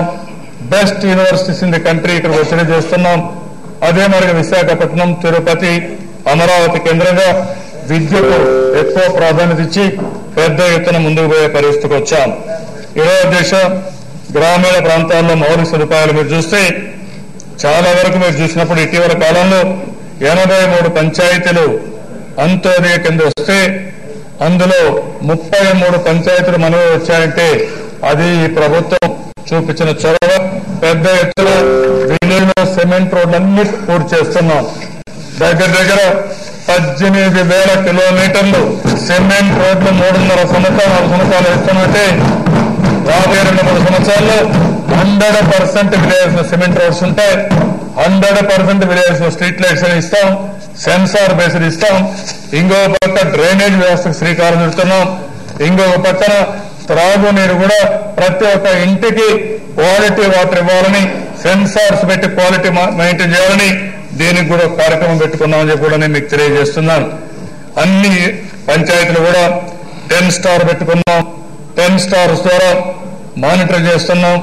ఎక్కడికెక్కడ విలేజ్ల్లో one of the best infrastructure create చేయడానికి మనం ముందుకు పోతున్నాం. ఇది కాకుండా దేశ మీరు ఒకసారి చూస్తే ఇండ్లు ఇంకా చాలా మందికి ఇండ్లు లేవు. చాలా పిటిషన్లు మాకు వచ్చేది ఇండ్లు, ఇంటి జాగాలు ఉన్నాయి. ఈ సంవత్సరం ఒక వార్ ఫుటింగ్ లో ఎవరైతే ఇంటి జాగా లేదో ప్రతి ఒక్కరికి ఇంటి జాగా ఇప్పించాలని ఈ ప్రభుత్వం ఆలోచిస్తున్నాం. 100% ప్రతి ఒక్కరికి ఇంటి జాగా ఇప్పించే ఏర్పాటు చేస్తాం. అదే సమయంలో ఎక్కడైతే ఇప్పటికి గవర్నమెంట్ భూముల్లో ఇల్లు కట్టుకొని ఉంటే అబ్జెక్షనబుల్ లేని ఇండ్లన్నీ రెగ్యులరైజ్ చేసే బాధ్యత తీసుకుంటాం. అవన్నీ కూడా పట్టాలు ఇప్పిస్తాం. ఇంకొక పక్కన 19 లక్షల ఇండ్లు శాంక్షన్ చేశాం. 50,000 కోట్ల రూపాయలు ఖర్చు పెడుతున్నాం. అందులో కూడా ఒక టైం బౌండ్ ప్రోగ్రాం పెట్టుకున్నాం. సంవత్సరానికి 2-3 సార్లు గృహప్రవేశాలు చేస్తున్నాం. ఇందులో BLC అయితే 1,34,00,000 ఉన్నాయి. ఇంకో పక్కన ఈ నెల జూన్ నెలలో 2,50,000, జనవరి నెలలో మళ్ళీ 5,10,000. అదే మరి ఎప్పటికప్పుడు ఇప్పుడైతే రెడీగా ఒక 2.5 లక్షలు 3 లక్షల ఇళ్ళు ఉన్నాయి. ఇవన్నీ కూడా గృహప్రవేశాలు చేస్తున్నాం. షీడ్ వాల్ టెక్నాలజీ ఇప్పుడే చెప్పారు, one of the best technology తీసుకొచ్చాం. అర్బన్ హౌసింగ్ మీరు చూస్తే దశ మీరు మామూలు అపార్ట్మెంట్స్ కంటే బెస్ట్ క్వాలిటీతో పేదవాళ్ళకు ఇళ్లు కట్టించే పరిస్థితికి వస్తున్నాం. ఇది ఇంకా ఈ 19 లక్షల ఇండ్లు ఎలక్షన్ల ముందు కంప్లీట్ చేయాలని, ఆ తర్వాత మిగిలిన వాళ్ళందరూ కూడా పూర్తిగా ఇండ్లు కట్టించి ఈ రాష్ట్రంలో ఇల్లు లేదు అనకుండా ప్రతి ఒక్కరికి గృహ వసతి కల్పించడమే కాకుండా ఒక భద్రత కల్పించాలనే ఉద్దేశంతో ఈ ప్రభుత్వం ముందుకు పోతున్నాం. ఇంకో పక్కన దశ స్వచ్ఛ ఆంధ్రప్రదేశ్, ఇది మనందరికీ ఆత్మగౌరవం. అందుకనే మీరు చూస్తే ఈ రోజుకి 92% టాయిలెట్స్ కవర్ అయింది, ODF కవర్ అయింది. ఈ మంత్ ఎండ్ కానీ ఒక 10 డేస్ లోపలనే 100% రూరల్ అర్బన్ ODF డిక్లేర్ చేస్తాం. ఇది ఒక సాటిస్ఫాక్షన్. 36% నుంచి 100% ODF రీచ్ అయ్యామంటే అది ఈ ప్రభుత్వం చూపించే చొరవ అని చెప్పి కూడా నేను మీకు తెలియజేస్తున్నాం. గవర్నమెంట్ ఆఫ్ ఇండియా ఇచ్చేదానికంటే మనం ఎక్కువ ఇస్తున్నాం. గవర్నమెంట్ ఆఫ్ ఇండియా 12,000 సీలింగ్ పెడితే నేను 15,000 చేశాను. దిశ అవసరమైతే 3,000 అయినా పర్వాలేదు, అది ఉపయోగించుకునే పరిస్థితి ఉండాలి, స్టాండర్డ్ ఉండాలనే ఉద్దేశంతోనే 15,000 రూపాయలు ఇచ్చి ముందుకు పోతున్నాం. ఇంకో పక్కన ODF ప్లస్ కూడా వెళ్లాల్సిన అవసరం ఉంది. 10 ప్రాజెక్టుల రాష్ట్రంలో ఏదైతే ఈ యొక్క గార్బేజ్ నుంచి పవర్ జనరేట్ చేయడం, ఇంకొక పక్కన కాంపోస్ట్ ఎరువులు తయారు చేయడం కోసం ముందుకు పోవడం, ఈ యొక్క పేడ ఇవన్నీ ఓవరైజేషన్ కలెక్ట్ చేసి మళ్లీ పొలాలకు పంపించడం, ఇలాంటివన్నీ చేస్తున్నాం. విషయం ఇంకో పక్కన మీరు చూస్తే పవర్ మీరు చూస్తున్నారు. ఈ రోజు ఎక్కడ పవర్ షార్టేజ్ లేదు, చాలా వరకు ముందుకు పోయాం. సోలార్ కి, విండ్ కి ఎక్కువ ప్రాధాన్యత ఇస్తున్నాం. అదే మరిగా స్మార్ట్ గ్రిడ్స్ కూడా తయారు చేస్తున్నాం. దీనివల్ల మనకు చాలా వరకు ఇప్పుడే మీరు చూస్తే మన దగ్గర 9.8% లాస్ వస్తున్నాయి, ట్రాన్స్మిషన్ కానీ డిస్ట్రిబ్యూషన్ కానీ లాస్ వస్తున్నాయి. దీన్ని ఇంకా తగ్గించాలని చెప్పి అనుకుంటున్నాం. ఈరోజు గ్రౌండ్ వాటర్ పెరిగింది. గ్రౌండ్ వాటర్ పెరిగిన దానివల్ల కరెంటు వాడకం తగ్గింది. దానివల్ల 500 కోట్ల రూపాయలు ప్రభుత్వానికి ఆదా వచ్చే పరిస్థితి వచ్చింది ఎలక్ట్రిసిటీ డిపార్ట్మెంట్ కి. ఇవన్నీ కూడా మనం ఆలోచించి భవిష్యత్తులో కూడా ఇంకా పెద్ద ఎత్తున పోతున్నాం. ప్రపంచంలోనే అతిపెద్ద సోలార్ పార్క్ మన దగ్గర ఉంది. ఇంకొక పక్కన 160 మెగావాట్లకి స్టోరేజ్ కెపాసిటీ క్రియేట్ చేస్తున్నాం. విండ్ ఎనర్జీ, సోలార్ ఎనర్జీతో దీన్ని కూడా పూర్తి చేస్తామని చెప్పి కూడా మీకు తెలియజేస్తున్నాం. ఇంకొక పక్కన దేశం ఒక అమరావతి కాదు, విశాఖపట్నం, తిరుపతి జిల్లా హెడ్ క్వార్టర్స్, ఆల్ మున్సిపాలిటీస్, 1-2 కాదు, అన్ని మున్సిపాలిటీలో ఇప్పటికే సాలిడ్ వేస్ట్ మేనేజ్మెంట్ పర్ఫెక్ట్ గా వచ్చింది. రోడ్ల వ్యవస్థ ఇంప్రూవ్ చేస్తున్నాం. అదే సమయంలో డ్రింకింగ్ వాటర్ కూడా పెద్ద ఎత్తున ఇవ్వడానికి ముందుకు పోతున్నాం. ఈ రోజు ఇవన్నీ చూస్తే 10,782 కోట్ల రూపాయలు పెట్టి మొత్తం ఇక్కడంతా కూడా ఒక లెవెల్ ఆఫ్ ఇన్ఫ్రాస్ట్రక్చర్ క్రియేట్ చేయడానికి మొన్నే క్లియర్ చేశాం. అవన్నీ వస్తే అన్ని మున్సిపాలిటీలు కూడా ఒక బెస్ట్ స్టాండర్డ్స్ వస్తాయి. అది రావడానికి అన్ని విధాల ప్రయత్నం చేస్తున్నామని చెప్పి కూడా నేను మీకు తెలియజేస్తున్నాను. ఇంకో పక్కన దేశం రాజధాని గురించి నేను చెప్పాల్సిన పని లేదు. ఇప్పుడే చాలా విషయాలు అందరూ కూడా చెప్పాం. రాజధాని విషయంలో ఎక్కడికెక్కడ మనం అది బెస్ట్ క్యాపిటల్ నిర్మాణం చేసుకోవాలి. ఎవరు ఎన్ని అడ్డంకులు సృష్టించినా రాజధాని తెలుగు వారి ఆత్మ గౌరవానికి సంబంధించిన విషయం. తెలుగు వారి ప్రైడ్ సంకేతం ఇది. రాష్ట్రాలు తాత్కాలికంగా ఉంటాయి. ఈరోజు దేశంలో అన్ని రాజధానుల కంటే నెంబర్ 1 రాజధాని ఏదంటే దానికి కేర్ ఆఫ్ అడ్రస్ గా అమరావతి ఉండాల్సిన అవసరం ఉంది. అందుకే బ్లూ గ్రీన్ సిటీ కింద పెట్టాం. CO2 న్యూట్రల్ అంటున్నాం. అన్ని ఎలక్ట్రికల్ వెహికల్స్ పెట్టాలనుకుంటున్నాం. ఒక పచ్చదనం ఉండాలి, వాటర్ కూడా ఉండాలి. ఇవన్నీ కూడా పెట్టి ఇప్పుడే అడ్మినిస్ట్రేటివ్ క్యాపిటల్ తొందరలో వస్తుంది. అన్ని డిజైన్స్ అంటే అయినాయి. 100 ఎకరాల్లో మన అసెంబ్లీ చూస్తే నీళ్ళల్లో 100 ఎకరాల్లో one of the best iconic building వస్తుంది. ఆ బిల్డింగ్ చూస్తే దేశంలో ప్రతి ఒక్క ఆ బిల్డింగ్ చూడడానికి రావాలి. అదే సమయంలో హైకోర్టు, మంచి హైకోర్టు వస్తుంది. ఎవరైనా అమరావతిలో ఉంటే ఇంకొక 20 సంవత్సరాలు ఎక్కువ జీవితకాలం పెరుగుతుంది, లైఫ్ స్పాన్ పెరుగుతుంది. ఎందుకంటే ఆక్సిజన్ ఎక్కువ ఉంటుంది. ఆక్సిజన్ ఎక్కువనో అక్కడ ఆటోమేటిక్ గా లైఫ్ స్పాన్ కూడా పెరుగుతుంది. అలాంటి సిటీ నిర్మాణం చేయాలనుకుంటున్నాం. ఇది మనందరికీ గర్వకారణం కావాల్సిన అవసరం ఉందని చెప్పి కూడా నేను మీకు తెలియజేస్తున్నాను. అదే మరిగా దేశం విమానాశ్రయాల మీద ముందు పోయాం. విజయవాడ, తిరుపతి, విశాఖపట్నం, అదే మరి భోగాపురం, ఓరోకల్లు, దగదర్తి, నాగార్జునసాగర్, జోనకొండ ఇవన్నీ కూడా చేస్తున్నాం. అదే మరిగా భోగాపురం అయితే 2,500 కోట్లతో గ్రీన్ ఫీల్డ్ ఎయిర్పోర్ట్ కోసం ముందుకు పోతున్నాం. ఇది కాకుండా ఇటీవల కాలంలో ఎక్కడికక్కడ ఎయిర్ ట్రావెల్స్ మన దగ్గర బాగా పెరుగుతున్నాయి. గ్రోత్ కూడా బాగా పెరుగుతా ఉంది. దేశంలో ఎక్కడా లేనటువంటి గ్రోత్ ఇక్కడ వస్తా ఉంది. ఇంకో ప్రకార 14 పోర్ట్లు ఐడెంటిఫై చేశాం. ఇవన్నీ కూడా యాజ్ ఆన్ టుడే వీఆర్ నెంబర్ 2. భవిష్యత్తులో ఇంకా ఎక్కువ మన దగ్గర పెరిగే అవకాశం ఉంటుంది. భావనపాడు వస్తుంది, మచిలీపట్నం వస్తుంది. ఇలాంటివన్నీ కూడా కొత్త పోర్టులన్నీ. అదే మరి ఇంకో పక్కన కాకినాడ పోర్టు వస్తుంది. ఇవన్నీ కూడా రెడీ చేస్తున్నాం.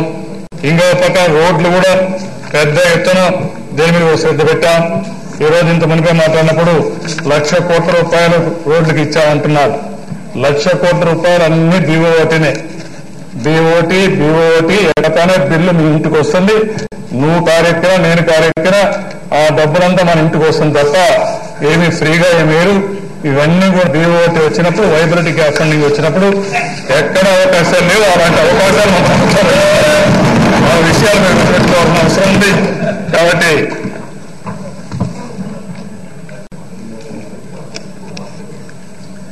అలాంటివన్నీ మనం చేసినప్పుడు, అవకాశాలు మనం ఇచ్చినప్పుడు 1,00,000 కోట్లు పెట్టామని కాదు.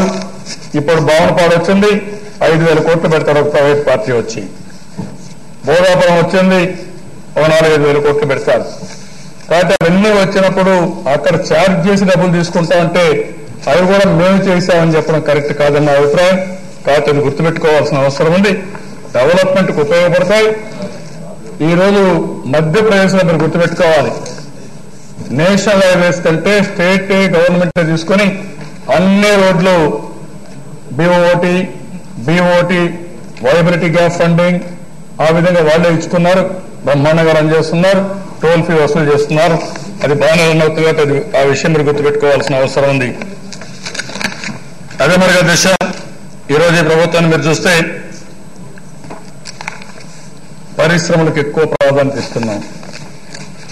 ఒక పక్క ఇన్ఫ్రాస్ట్రక్చర్ రావడం, వ్యవసాయం అనుబంధ రంగాల్లో ఒక స్టెబిలిటీ సుస్థిరత తేవడం, దీనివల్ల డబుల్ డిజిట్ గ్రోత్ కంటిన్యూగా తెచ్చే అవకాశం వస్తుంది.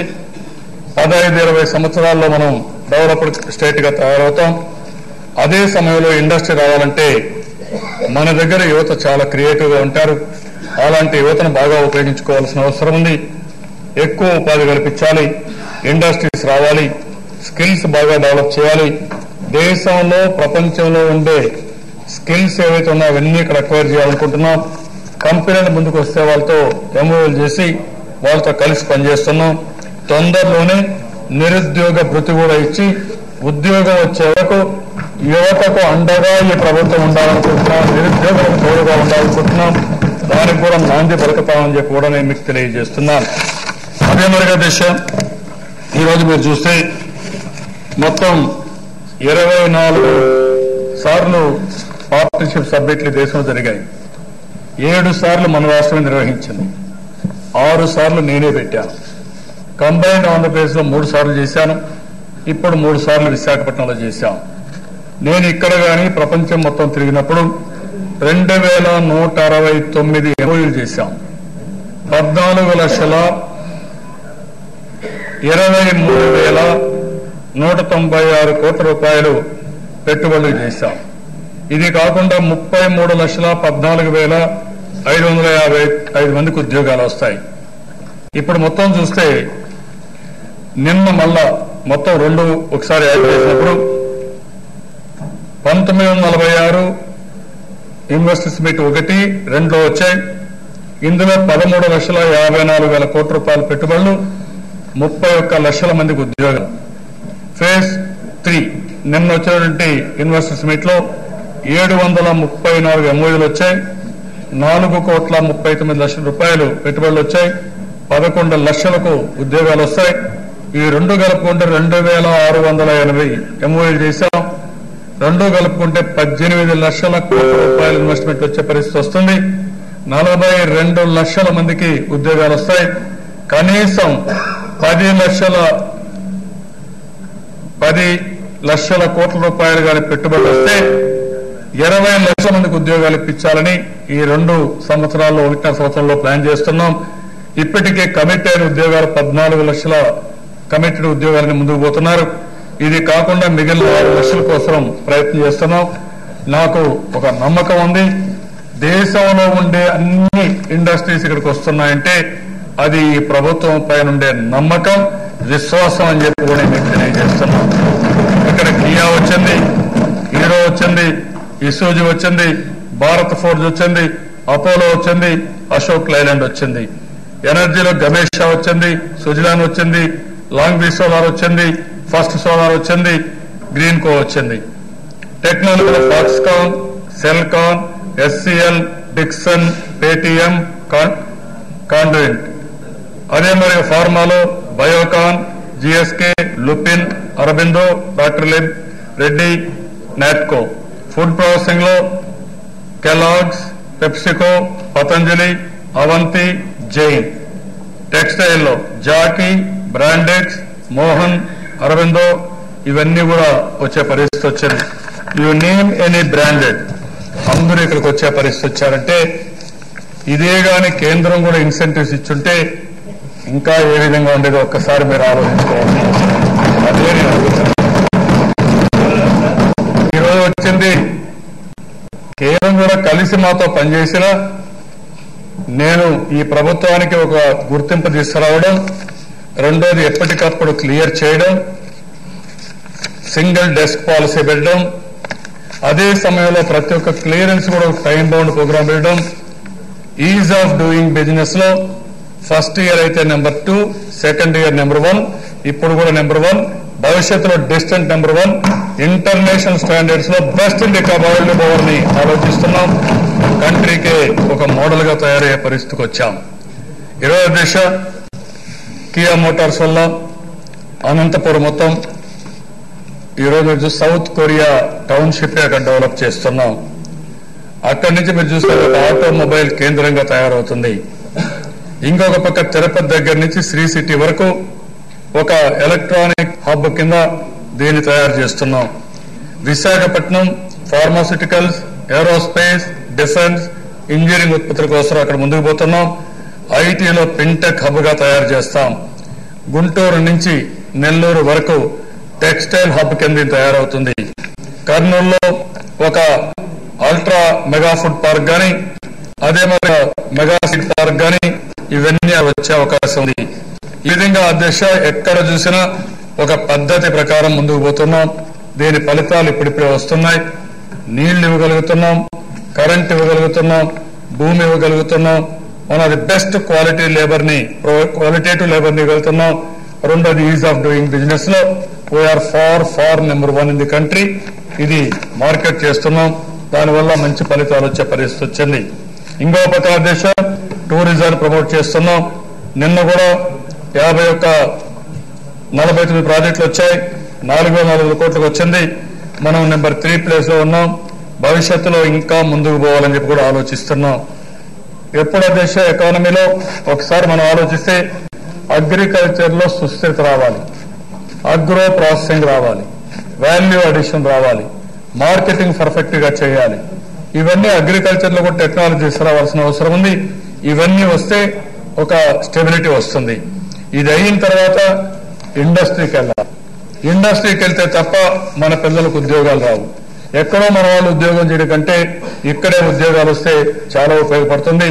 అందుకే 175 నియోజకవర్గాల్లో స్మాల్ స్కేల్ ఇండస్ట్రీస్ పెట్టడానికి ఒక్కొక్క నియోజకవర్గంలో ఒక్కొక్క స్మాల్ ఇండస్ట్రియల్ పార్క్ కూడా తయారు చేసి పెద్ద ఎత్తున ఆంటర్ప్రెన్యూర్స్ ని, పారిశ్రామికవేత్తల్ని ప్రమోట్ చేస్తున్నామని చెప్పి కూడా నేను మీకు తెలియజేస్తున్నా. అదే సమయంలో సర్వీస్ సెక్టర్ కూడా అభివృద్ధి కావాలి. పెద్ద ఎత్తున సర్వీస్ సెక్టర్ వస్తే దీనివల్ల చాలా లాభాలు వస్తాయి, ఉపాధి అవకాశాలు వస్తాయి.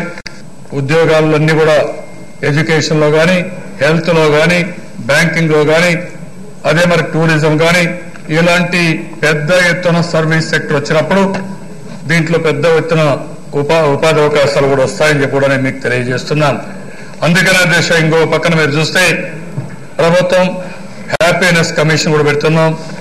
టూరిజంతో సమానంగా ప్రజలకు కావాల్సిన 2029కి హ్యాపీనెస్ కూడా ఉండాలని చెప్పి ఉద్దేశం దీంతో కూడా ముందుకు పోతున్నాం. ఇంకొక పక్కన ఎక్కడికక్కడ ఒక పద్ధతి ప్రకారం మానిటర్ చేస్తున్నాం. ఆ మానిటరింగ్ లో మీరు ఒకసారి చూస్తే దశ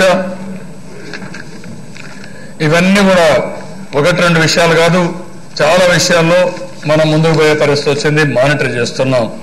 లా అండ్ ఆర్డర్ లో ఇటీవల కాలంలో కేంద్ర ప్రభుత్వం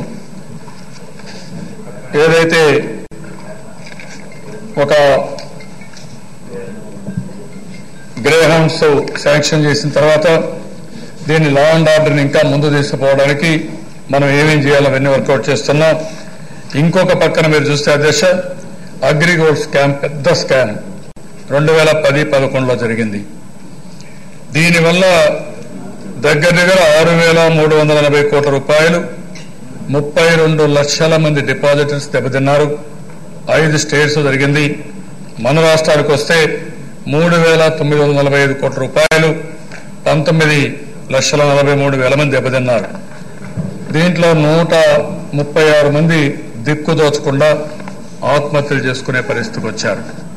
ఇటీవల ఒక్కొక్కరికి 5 లక్షల రూపాయలు ఇచ్చాను.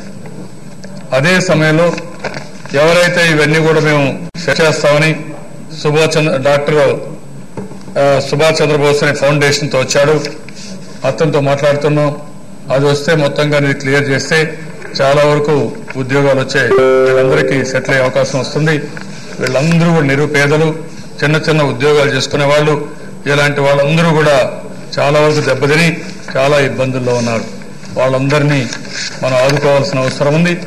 వీలైన తొందరలు నేను చెప్పాను, ఎట్టి పరిస్థితుల్లో అగ్రి గోల్డ్ బాధితులను ఆదుకుని పూర్తిగా మళ్లీ వాళ్ళ డబ్బులు వాళ్ళకు వచ్చే విధంగా చేసే వరకు ఈ ప్రభుత్వం అన్ని ప్రయత్నాలు చేస్తామని ఈ సభ ద్వారా వారికి కూడా హామీ ఇస్తున్నాను. అదే మరి అధ్యక్ష ఈ ప్రభుత్వంలో చాలా విషయాల్లో మనం ముందుకు పోయాం.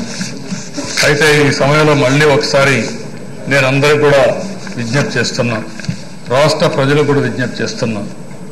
ఒక పక్కన ఆవేదన ఉంది, ఒక పక్కన ఆందోళన ఉంది, ఇంకో పక్కన మనం కష్టపడకపోతే అందరికంటే ఎరగబడిపోతామనే బాధ, తపన ఉంది. అందుకే ఈ 4 సంవత్సరాల్లో కేంద్ర ప్రభుత్వం కొంతవరకు సహాయం చేసినా పెద్దగా చేయలేకపోయినా నేను అందుకనే ఈరోజు ఒక సమీక్ష చేశాను. ఆ సమీక్షలో మీరు చూశారు, ఆ రోజు బైఫర్కేషన్ యాక్ట్ లో చెప్పినట్టు ఎన్ని కానీ చేసుండి ఆ రోజు పార్లమెంట్ లో ఇచ్చిన హామీలను నిలబెట్టుకొని ఉంటే మనం ఇంకా తొందరగా ముందుకు పోయేవాళ్ళం. ఈ రోజు అది చేయగలిగితే దేశ అభివృద్ధికి కూడా దోహదం అవుతుంది.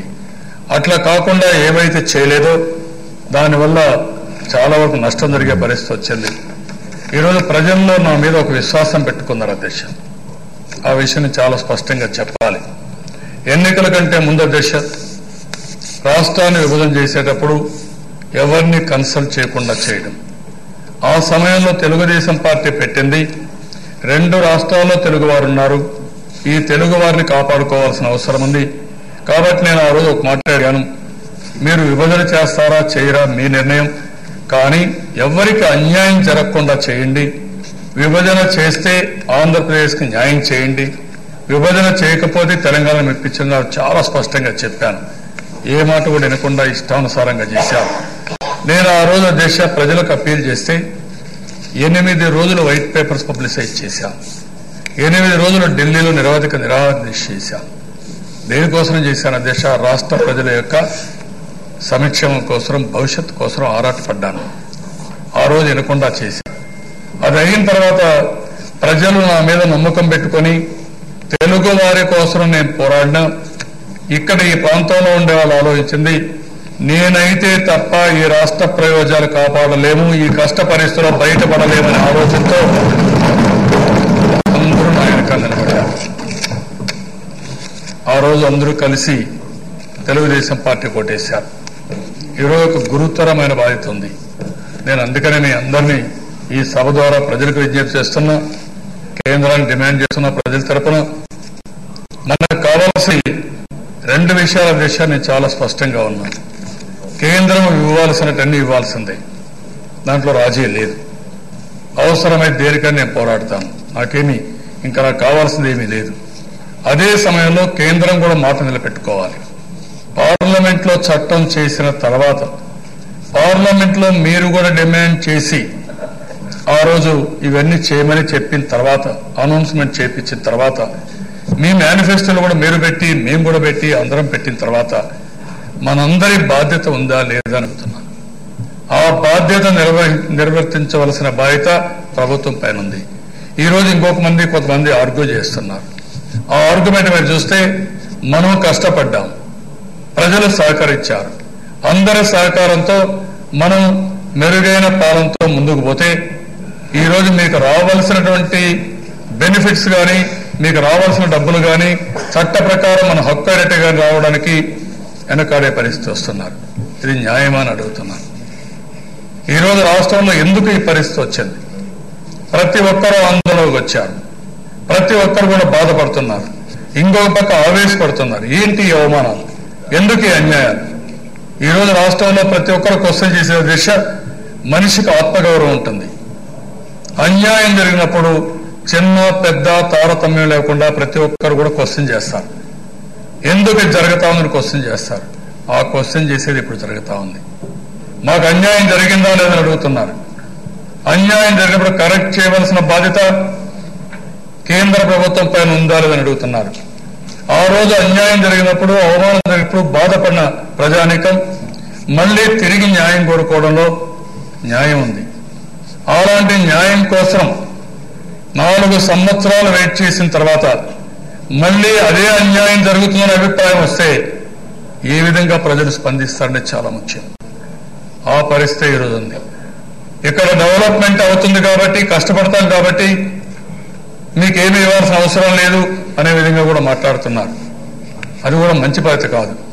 ఈ రోజుకి కూడా 35,000 రూపాయలు తలసరి ఆదాయం తక్కువలో ఉన్నాం. నేను ఆ విషయమే చెప్తున్నాను. 60 సంవత్సరాలు కష్టపడ్డాం, కష్టార్జితం వదులుకొని మళ్లీ ఫ్రెష్ జీవితానికి ప్రారంభించాం. ఎవరి తప్పని నేను అడుగుతున్నాను. ఆ రోజు కేంద్రం చేసింది. ఆ రోజు కేంద్రం చేసినప్పుడు ఆ రోజు రాజకీయ పార్టీలన్నీ పార్లమెంట్లో ఉన్నాయి.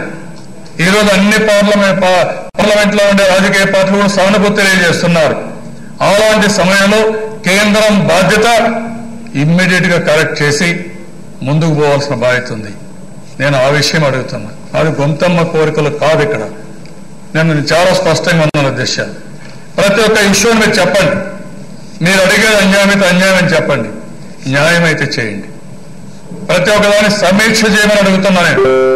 సమీక్ష చేసి దగాబడ్డ ఆంధ్రప్రదేశ్కి న్యాయం చేసే బాధ్యత కేంద్రం తీసుకోమంటే కాదు, మేము ఇవ్వమని మొండి వైఖరి అవలంబిస్తే అది ఏ విధంగా కోఆపరేటివ్ ఫెడరలిజం మీరే ఆలోచించాల్సిన అవసరం ఉంది. అందుకే ఈ హౌస్ లో ఉండే ప్రతి ఒక్కరూ డిమాండ్ చేస్తున్నాం, బైఫర్కేషన్ యాక్ట్ లో పెట్టినటువంటి ప్రొవిజన్స్ ని, ఆ రోజు రాజ్యసభలో ఇచ్చిన హామీల్ని తూచా తప్పకుండా కేంద్రం అమలు చేయాలి.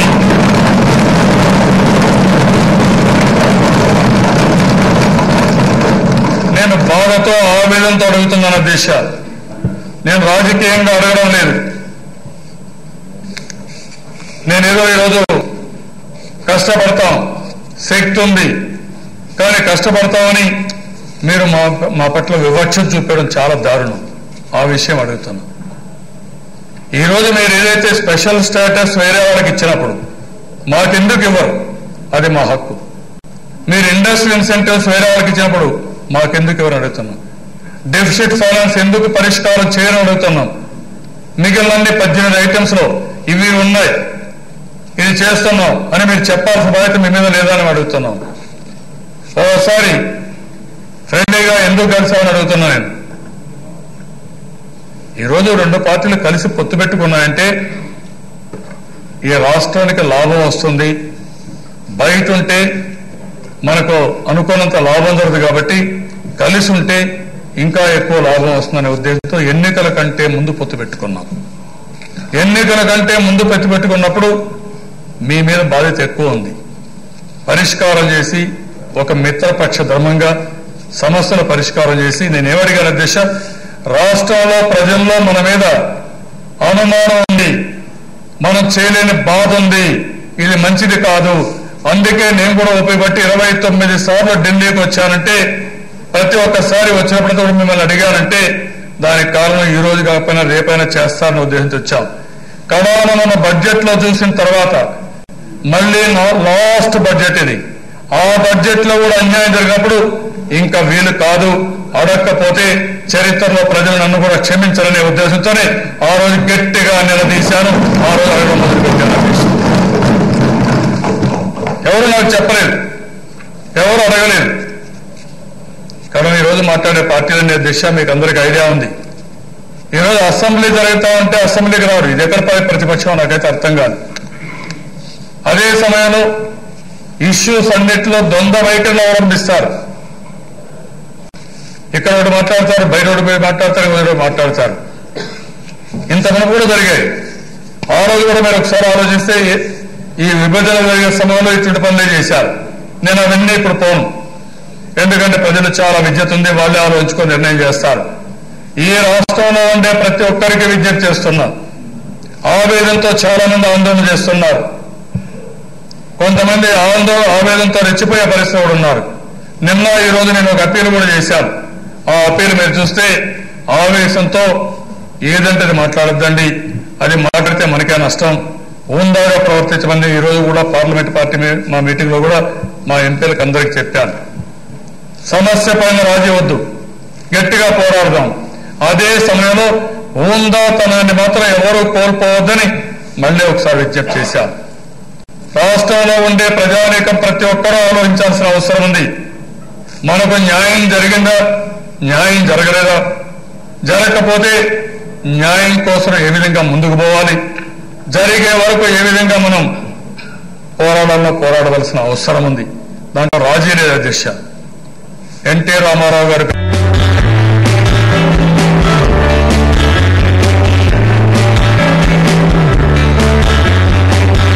నేడు పెళ్లి రోజు జరుపుకుంటున్న ఉమ్మడి మెదక్ జిల్లా సర్పంచుల ఫోరం అధ్యక్షులు కాటా శ్రీనివాస్ గౌడ్, సుధారాణి గార్లకు పెళ్లి రోజు శుభాకాంక్షలు. మీ దాంపత్య జీవితం నిండు నూరేళ్లు సుఖ సంతోషాలతో ఆయురారోగ్యాలతో సాగాలని మనసారా కోరుకుంటూ శుభాకాంక్షలు తెలియజేస్తున్న వారు వి ఏడుకొండలు యూత్ కాంగ్రెస్ నాయకులు అమీన్పూర్ సంగారెడ్డి జిల్లా.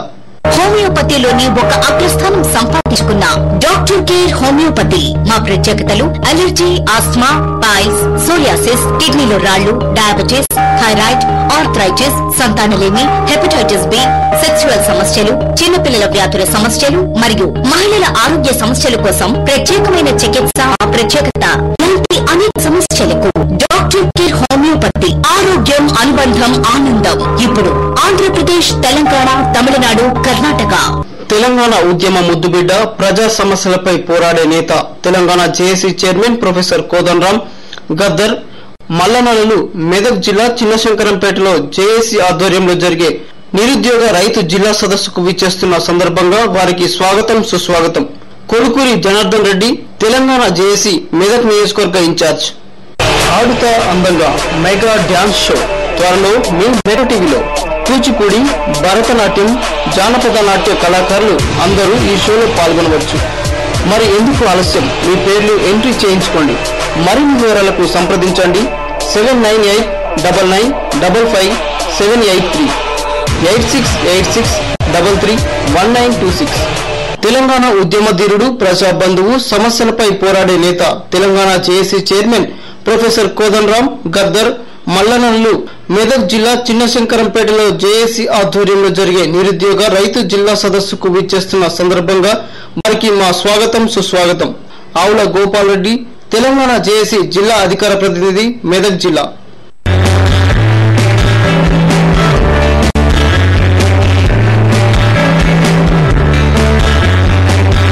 నేను అడుగుతున్న ఒకటే మాట, మీరు అది అదే మాదిరిగా ఓకే రాజు చెప్పండి, అడగండి, చెప్పండి. అధ్యక్ష, గౌరవ ముఖ్యమంత్రి గారు సుమారు 2.5 గంటలు నుంచుని ఉన్నారు అధ్యక్ష. అందుకు వారికి కొంత వెసులుబాటు కల్పించడం గురించి నేను లేవటం జరిగింది అధ్యక్ష. అధ్యక్ష, ఇప్పుడు స్పెషల్ స్టేటస్ దాని గురించి మేమిచ్చిన మేనిఫెస్టోలో కూడా పెట్టడం జరిగింది. అప్పుడు రాజ్యసభలో కూడా అడగటం జరిగింది. కానీ 14th ఫైనాన్స్ కమిషన్ రికమెండేషన్స్ ప్రకారము అది ఏ రాష్ట్రాలకి కూడా ఇవ్వటానికి అవకాశం లేనటువంటి పరిస్థితి ఏర్పడింది. అధ్యక్ష, చెప్పాక మాట్లాడండి.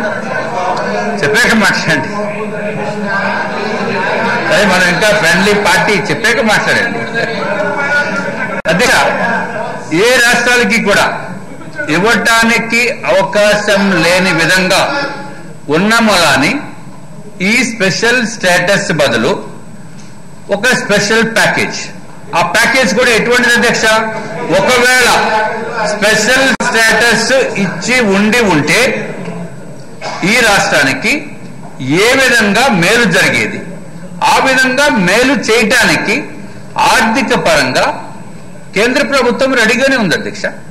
దీంట్లో మార్పు అయితే ఏమి లేదు అధ్యక్ష. కాబట్టి ఈ స్పెషల్ స్టేటస్, స్పెషల్ ప్యాకేజ్ ఈ విషయంలో మనము ఏదైతే రాష్ట్రానికి మేలు జరుగుతుందో దాని ప్రకారమే ఒక స్పెషల్ ప్యాకేజ్ నిర్ణయించడం జరిగింది అధ్యక్ష. సో దానివల్లనే ఇంకా ఇదేదో అన్యాయం జరిగిపోయిందని అనుకోవాల్సిన అవసరం లేదు అధ్యక్ష. అధ్యక్ష, ఏదైతే గౌరవ ముఖ్యమంత్రి గారు చెప్పారో, గౌరవ ముఖ్యమంత్రి గారు చెప్పిన విషయం అధ్యక్ష, మన రైల్వే జోన్, నిజంగా కూడా రైల్వే జోన్ ఎంతో కాలం నుంచి మనకి కోరిక, దానికి పెద్ద ఇబ్బంది ఉంటుందని మాత్రం నేను అనుకోను. అది రైల్వే జోన్ వస్తుంది తొందరగా అని చెప్పి ఇందాక చెప్పడం జరిగింది అధ్యక్ష. అధ్యక్ష, ఇంకొక విషయం అధ్యక్ష, పోలవరం ప్రాజెక్ట్ అధ్యక్ష, ఏదైతే విభజన చట్టంలో చెప్పిందో అవన్నీ కూడా అవన్నీ కూడా 10 సంవత్సరాల లోపుని కంప్లీట్ చేయమని చెప్పింది అధ్యక్ష. అయినప్పటికీ కూడా 10 సంవత్సరాలు సమయం ఉన్నప్పటికీ కూడా అధ్యక్ష మనకి 3.5 సంవత్సరాలు 3 సంవత్సరాల 9 నెలల్లో కూడా majority of the items, that is around 85% of the items were already given అధ్యక్ష. దాన్ని ఇచ్చిన దాన్ని కూడా మనము యాక్సెప్ట్ చేయవలసిన అవసరం ఉంది అధ్యక్ష. మనము అధ్యక్ష ఇక్కడ మా సహచర సభ్యులు అప్పుడే నేనేదో ప్రతిపక్షంలో ఉన్నట్టు మాట్లాడుతున్నారు అధ్యక్ష, నేను ఇంకా మిత్రపక్షంలోనే ఉన్నాను అధ్యక్ష. సో ఇది మనకి సాధ్యాలు ఏ విధంగా ఇంకా కేంద్ర ప్రభుత్వంతో మాట్లాడి కేంద్ర ప్రభుత్వంతో మాట్లాడి ఏ విధంగా మన ఆంధ్ర రాష్ట్రానికి న్యాయం చేయటానికి అవకాశాలు ఉన్నాయి అన్ని చూడవలసిన అవసరం ఉంది అధ్యక్ష. ఇంకొక విషయం చెప్తాను అధ్యక్ష. నేను ఎంక్వైరీ చేసినప్పుడు పోలవరం ప్రాజెక్టుకి బిల్స్ ఏమి పెద్దగా పెండింగ్ లేవు అని చెప్పడం జరిగింది అధ్యక్ష. కానీ గౌరవ ముఖ్యమంత్రి గారు ఇప్పుడే చెప్పారు అధ్యక్ష, ఒకవేళ బిల్స్ అన్ని కూడా కరెక్ట్ రూపంలో కనుక ఉండి ఉంటే ఆ డీటెయిల్స్ ఏదైనా ఇస్తే తప్పనిసరిగా నేను ఢిల్లీ పోయి అక్కడి నుంచి నేను ఏదైనా ప్రయత్నం చేసి తీసుకువచ్చే ప్రయత్నం చేస్తాం అధ్యక్ష. ఒకవేళ మా సభ్యులు అరే మీరేం చేస్తారో ఢిల్లీ పోయి అని చెప్పి అనుకోవచ్చేమో నాకు తెలియదు అధ్యక్ష. కానీ ఒకటి గుర్తుంచుకోండి అధ్యక్ష, నేను భారతీయ జనతా పార్టీలో నేషనల్ ఎగ్జిక్యూటివ్ కౌన్సిల్ మెంబర్ అధ్యక్ష. దేశంలో 220 మంది వ్యక్తులు ఉంటే వాళ్ళు నేను ఒకరిని అధ్యక్ష. కాబట్టి తప్పనిసరిగా ఏదైనా రాష్ట్రానికి మనకి మేలు జరుగుతుందని అనుకుంటే తప్పనిసరిగా మేము చేయడానికి సిద్ధంగా ఉన్నామని చెప్పి మీ ద్వారా గౌరవ ముఖ్యమంత్రి గారికి అలాగే మంత్రివర్యులకి మా సహచర సభ్యులకి అందరికీ కూడా నేను తెలియజేసుకున్నాను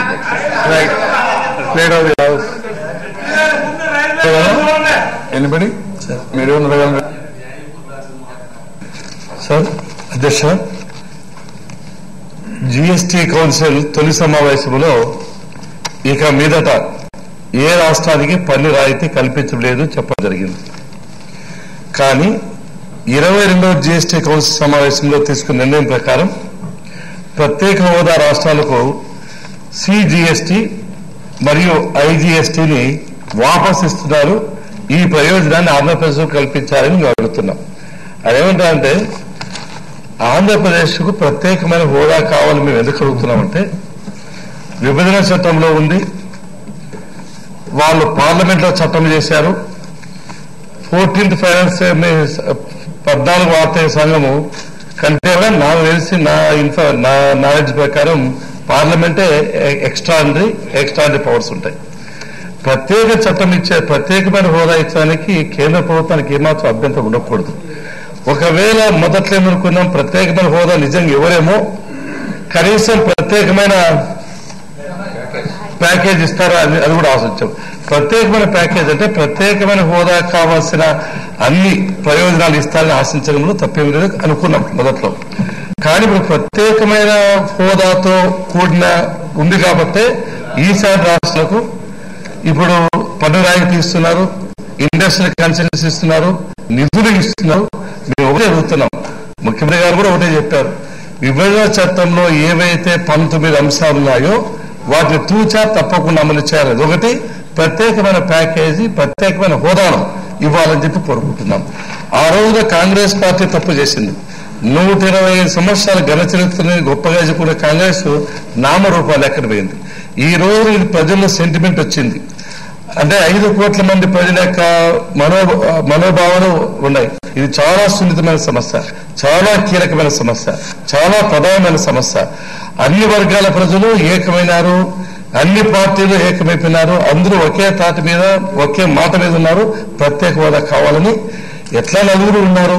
నేను ఇంతకుముందే చెప్పాను, దయచేసి ఇప్పుడు ఆ పార్లమెంట్ సమావేశాల్లో ఇక లేకపోతే మీ ప్లేస్ మీరు భర్తీ చేస్తాం. తప్పనిసరిగా మీరు పోయి ఆడ కూర్చొని ఆ 22 మందిలో కూడా ఒక ముఖ్యమైన వ్యక్తి కాబట్టి మోడీ గారికి అర్థమైంది చెప్పి ఆ కౌన్సిల్లో ఉన్నారు వీర్రాజు వాళ్ళు కూడా పెట్టుకొని ఆయన కూడా ప్రత్యేకమైన హోదా ఇస్తామని చెప్పారు. అందరూ ఆడ కష్టపడితే తప్పకుండా జరుగుతుంది. యూసేజ్ అన్నారు మా ఉమామేశ్వర గారు ఒక లారీకి ట్రక్ యూసేజ్లు ఇచ్చి వచ్చాడు. అవి కూడా విధులు చేస్తే మీకు బాగుంటుంది, మాకు బాగుంటుంది, ఆంధ్రప్రదేశ్ ప్రజలందరికీ బాగుంటుంది. సందర్భం గుర్తు చేసినారు.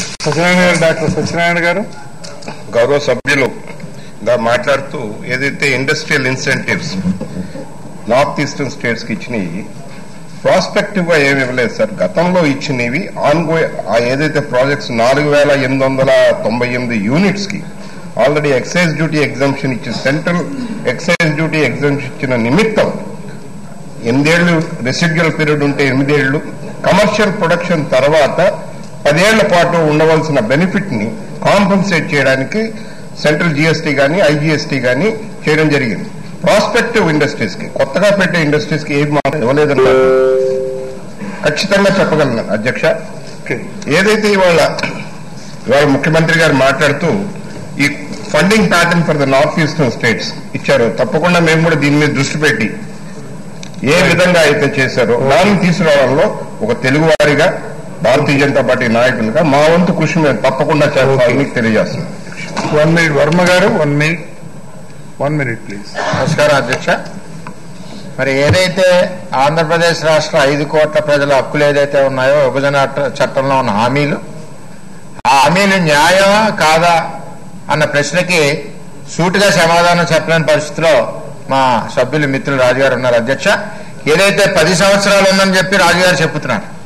10 సంవత్సరాల్లో నువ్వు 6 నెలలకు ఎక్కడ నడుస్తావు, సంవత్సరానికి ఎక్కడ నడుస్తావు, 2 ఏళ్ళకి ఎక్కడ నడుస్తావు, అసలు నడుస్తావు అన్నారు, 10 ఏళ్ళు ఎలాగ ఉంటావు అన్నది క్లారిటీ కూడా మరి మన మిత్రపక్షం సభ్యులు ఇవ్వాల్సిన బాధ్యత ఉంది అధ్యక్ష. 10 సంవత్సరాలు ఉంది, 10 సంవత్సరాల్లో మేము ఏమి చేయలేం, ఏమేమి మాట్లాడలేం, కమిటీలు వేస్తాం, చూస్తూ ఉంటామని కాకుండా ఈవేళ ప్రజల మనోభావాలు ఎలా ఉన్నాయంటే అసలు ఎందుకు ఇలా జరుగుతుంది? ముఖ్యమంత్రి చంద్రబాబు నాయుడు గారు ఎన్ని కష్టాల్లో ఉన్నా సరే పోలవరం ప్రాజెక్టుకి ఆంధ్రప్రదేశ్ రాష్ట్ర డబ్బులు ముందుగా పెట్టి పనిచేయాల్సిన అవసరం ఎందుకు వచ్చింది? ఇన్ని కష్టాల్లో కూడా ఇంత ముందుకు తీసుకుని వెళ్తుంటే ముఖ్యమంత్రి గారు మరి ఇంతైనా సహాయ సహకారాలు లేకపోవడం వల్ల చాలా ఇబ్బందికరమైన పరిస్థితులు వస్తున్నాయి. మనందరం కూడా, మీరు కూడా ఆంధ్రప్రదేశ్ రాష్ట్ర వాస్తవ్యులే కాబట్టి దీని మీద గట్టిగా పోరాడవలసిన బాధ్యత ఉంది. మీరు అశ్వత్థామ అతోకుంజరహ అన్నట్టు మాట్లాడుతున్నారు తప్పితే చట్టంలో ఏం హామీలు ఉన్నాయి, ఆ 6 హామీలు ఏవైతే అప్పటి ప్రధానమంత్రి గారు ఏవైతే ఇచ్చారో 6 అంశాలు, వాటి మీద స్ట్రాటజిక్ గా ఇన్స్టిట్యూషన్స్ కానీ ఈ సంవత్సరం 10 కోట్లు ఇస్తాం, ఈ సంవత్సరం 100 కోట్లు ఇస్తాం అన్నది క్లారిటీగా కట్టుగా మీరు చెప్తే ప్రజలు కూడా విశ్వసిస్తారు. అంతేగాని మీరేమీ చెప్పకుండా, ఏమీ లేకుండా లెక్కలు చెప్పలేదు, అవి చెప్పలేదు అన్నారు. ఇవాళ మా ముఖ్యమంత్రి గారు లెక్కలన్నీ చూపించారు. ఇవన్నీ కూడా ఒక తప్పుడు దుష్ప్రచారంగా తీసుకెళ్తున్నారు తప్పితే కేంద్రంతో ఇప్పటి వరకు కూడా కేంద్ర ప్రభుత్వం స్నేహంగా ఉండాలి, రాష్ట్రాన్ని అభివృద్ధి చేసుకోవాలన్న ఒక ఆకాంక్షతో తెలుగుదేశం ప్రభుత్వం పనిచేస్తూ వస్తుంది. పార్లమెంట్ లో చూసిన తర్వాత ఇంకా మనకు ఆ సహకారం లేదని అర్థమైంది.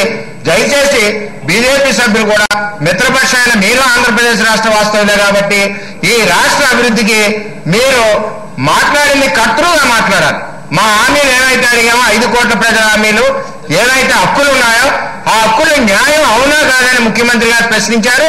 దానికి మీరు సమాధానం చెప్పలేకపోయారు. అది ప్రజలు గమనిస్తున్నారని చెప్పి తెలియజేస్తారు. ఉమామహేశ్వరరావు అధ్యక్ష, ఆ రోజు విభజన బిల్లు జరిగినప్పుడు అధ్యక్ష, విభజన బిల్లు జరిగినప్పుడు ఈ రాష్ట్ర ప్రజలు కోరుకోనటువంటి విభజన జరిగినప్పుడు ప్రధానంగా కాంగ్రెస్ పార్టీ, దానికి బలపరిచినటువంటి భారతీయ జనతా పార్టీ అధ్యక్ష.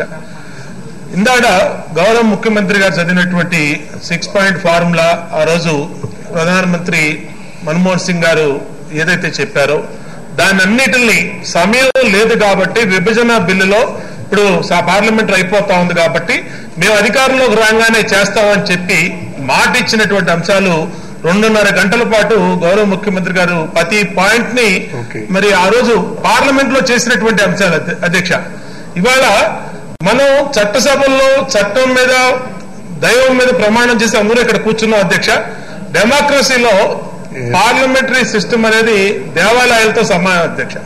మరి ఇలాంటి జాతీయ పార్టీలు, ఒకటి కాంగ్రెస్ కానీ, తర్వాత వచ్చినటువంటి భారతీయ జనతా పార్టీ కానీ, ఒక జాతీయ పార్టీలు, భారతదేశాన్ని ఏలినటువంటి పార్టీలు, ఒక ఆంధ్రప్రదేశ్ లో 5 కోట్ల మంది ప్రజలు తమ న్యాయమైనటువంటి కోరికలు దేవాలయాల లాంటి పార్లమెంట్ లో చేసినటువంటి చట్టాలని ఇంప్లిమెంట్ చేయమంటే మరి ఎందుకనో ఇంకా డొంక తిరిగి సమాధానాలు, ఇంకా ఏదేదో సమాధానాలు చెప్పడం ఎంతవరకు భాగం అధ్యక్ష?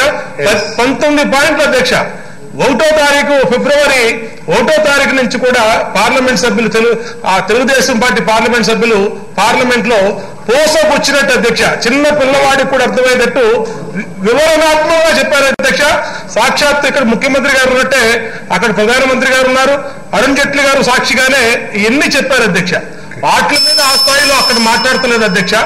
ఇవాళ ఉన్నారు విష్ణు కుమార్ రాజు గారు చెప్పారు అధ్యక్ష, మేము కూడా ఎగ్జిక్యూటివ్ కౌన్సిల్ మెంబర్ నేనని చెప్పి 225 మందిలో నేను ఒక్కడని చెప్పి ఇంతమంది ఉండి కూడా ఇవాళ రాజకీయ ప్రయోజనాల దృష్ట్యా మాట్లాడుతున్నారు తప్పితే ఒక ఆంధ్రుడుగా ఈ రాష్ట్ర హక్కుల్ని కాపాడుతూనో ఈ రాష్ట్ర హక్కుల్ని సాధించడంలో మా పాత్ర ఏంటని వారు కూడా ఆత్మవిమర్శ చేసుకోవాలి అధ్యక్ష.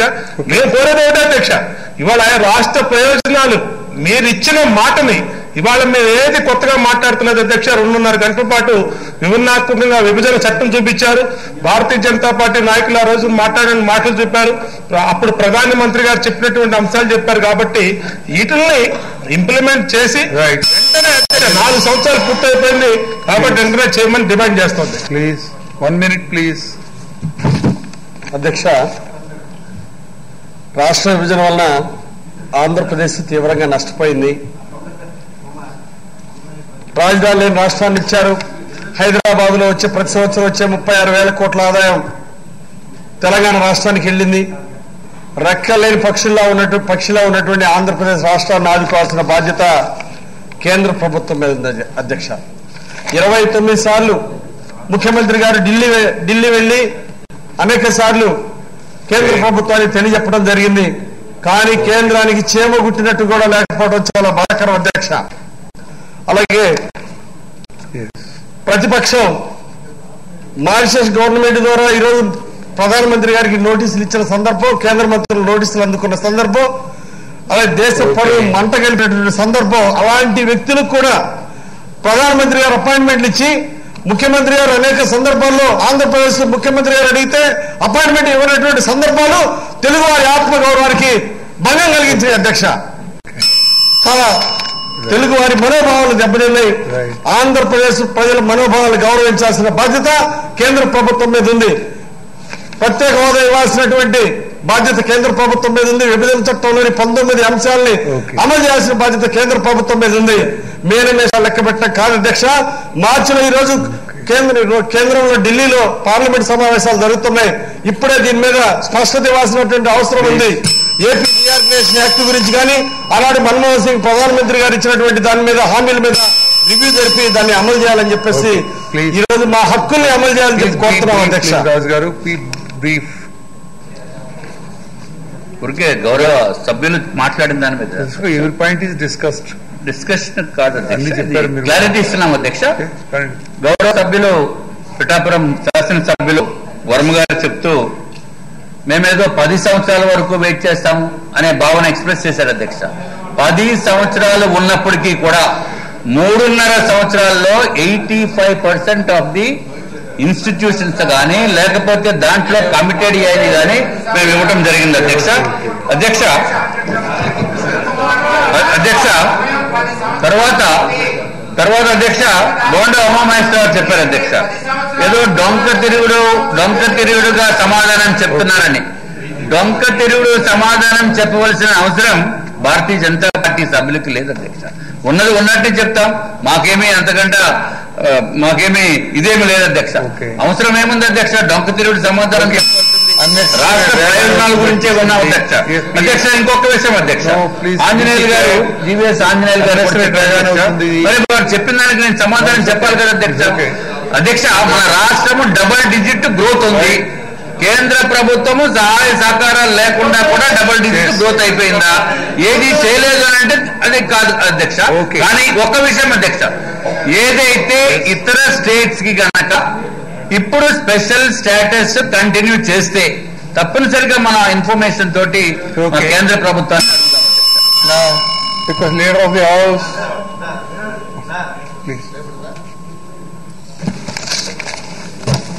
అధ్యక్ష,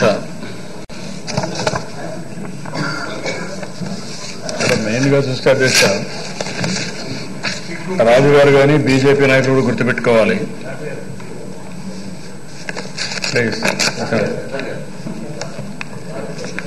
పిఎం గారు ఎలక్షన్ క్యాంపెయిన్ లో కానీ ముందుగానే మాట్లాడారు అప్పుడు దిశ ఆయన ఒక స్టేట్మెంట్ కూడా ఇచ్చాడు.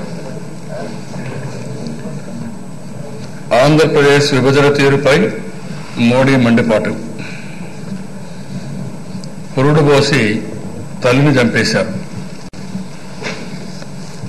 బిడ్డకు జన్మనిచ్చి తల్లిని పురిట్లోనే చంపేసే చందంగా ఆంధ్రప్రదేశ్ రాష్ట్ర విభజన విషయంలో కాంగ్రెస్ పార్టీ వ్యవహరించిందని గుజరాత్ ముఖ్యమంత్రి భారతీయ జనతా పార్టీ ప్రధాని అభ్యర్థి నరేంద్ర మోడీ విమర్శించారు.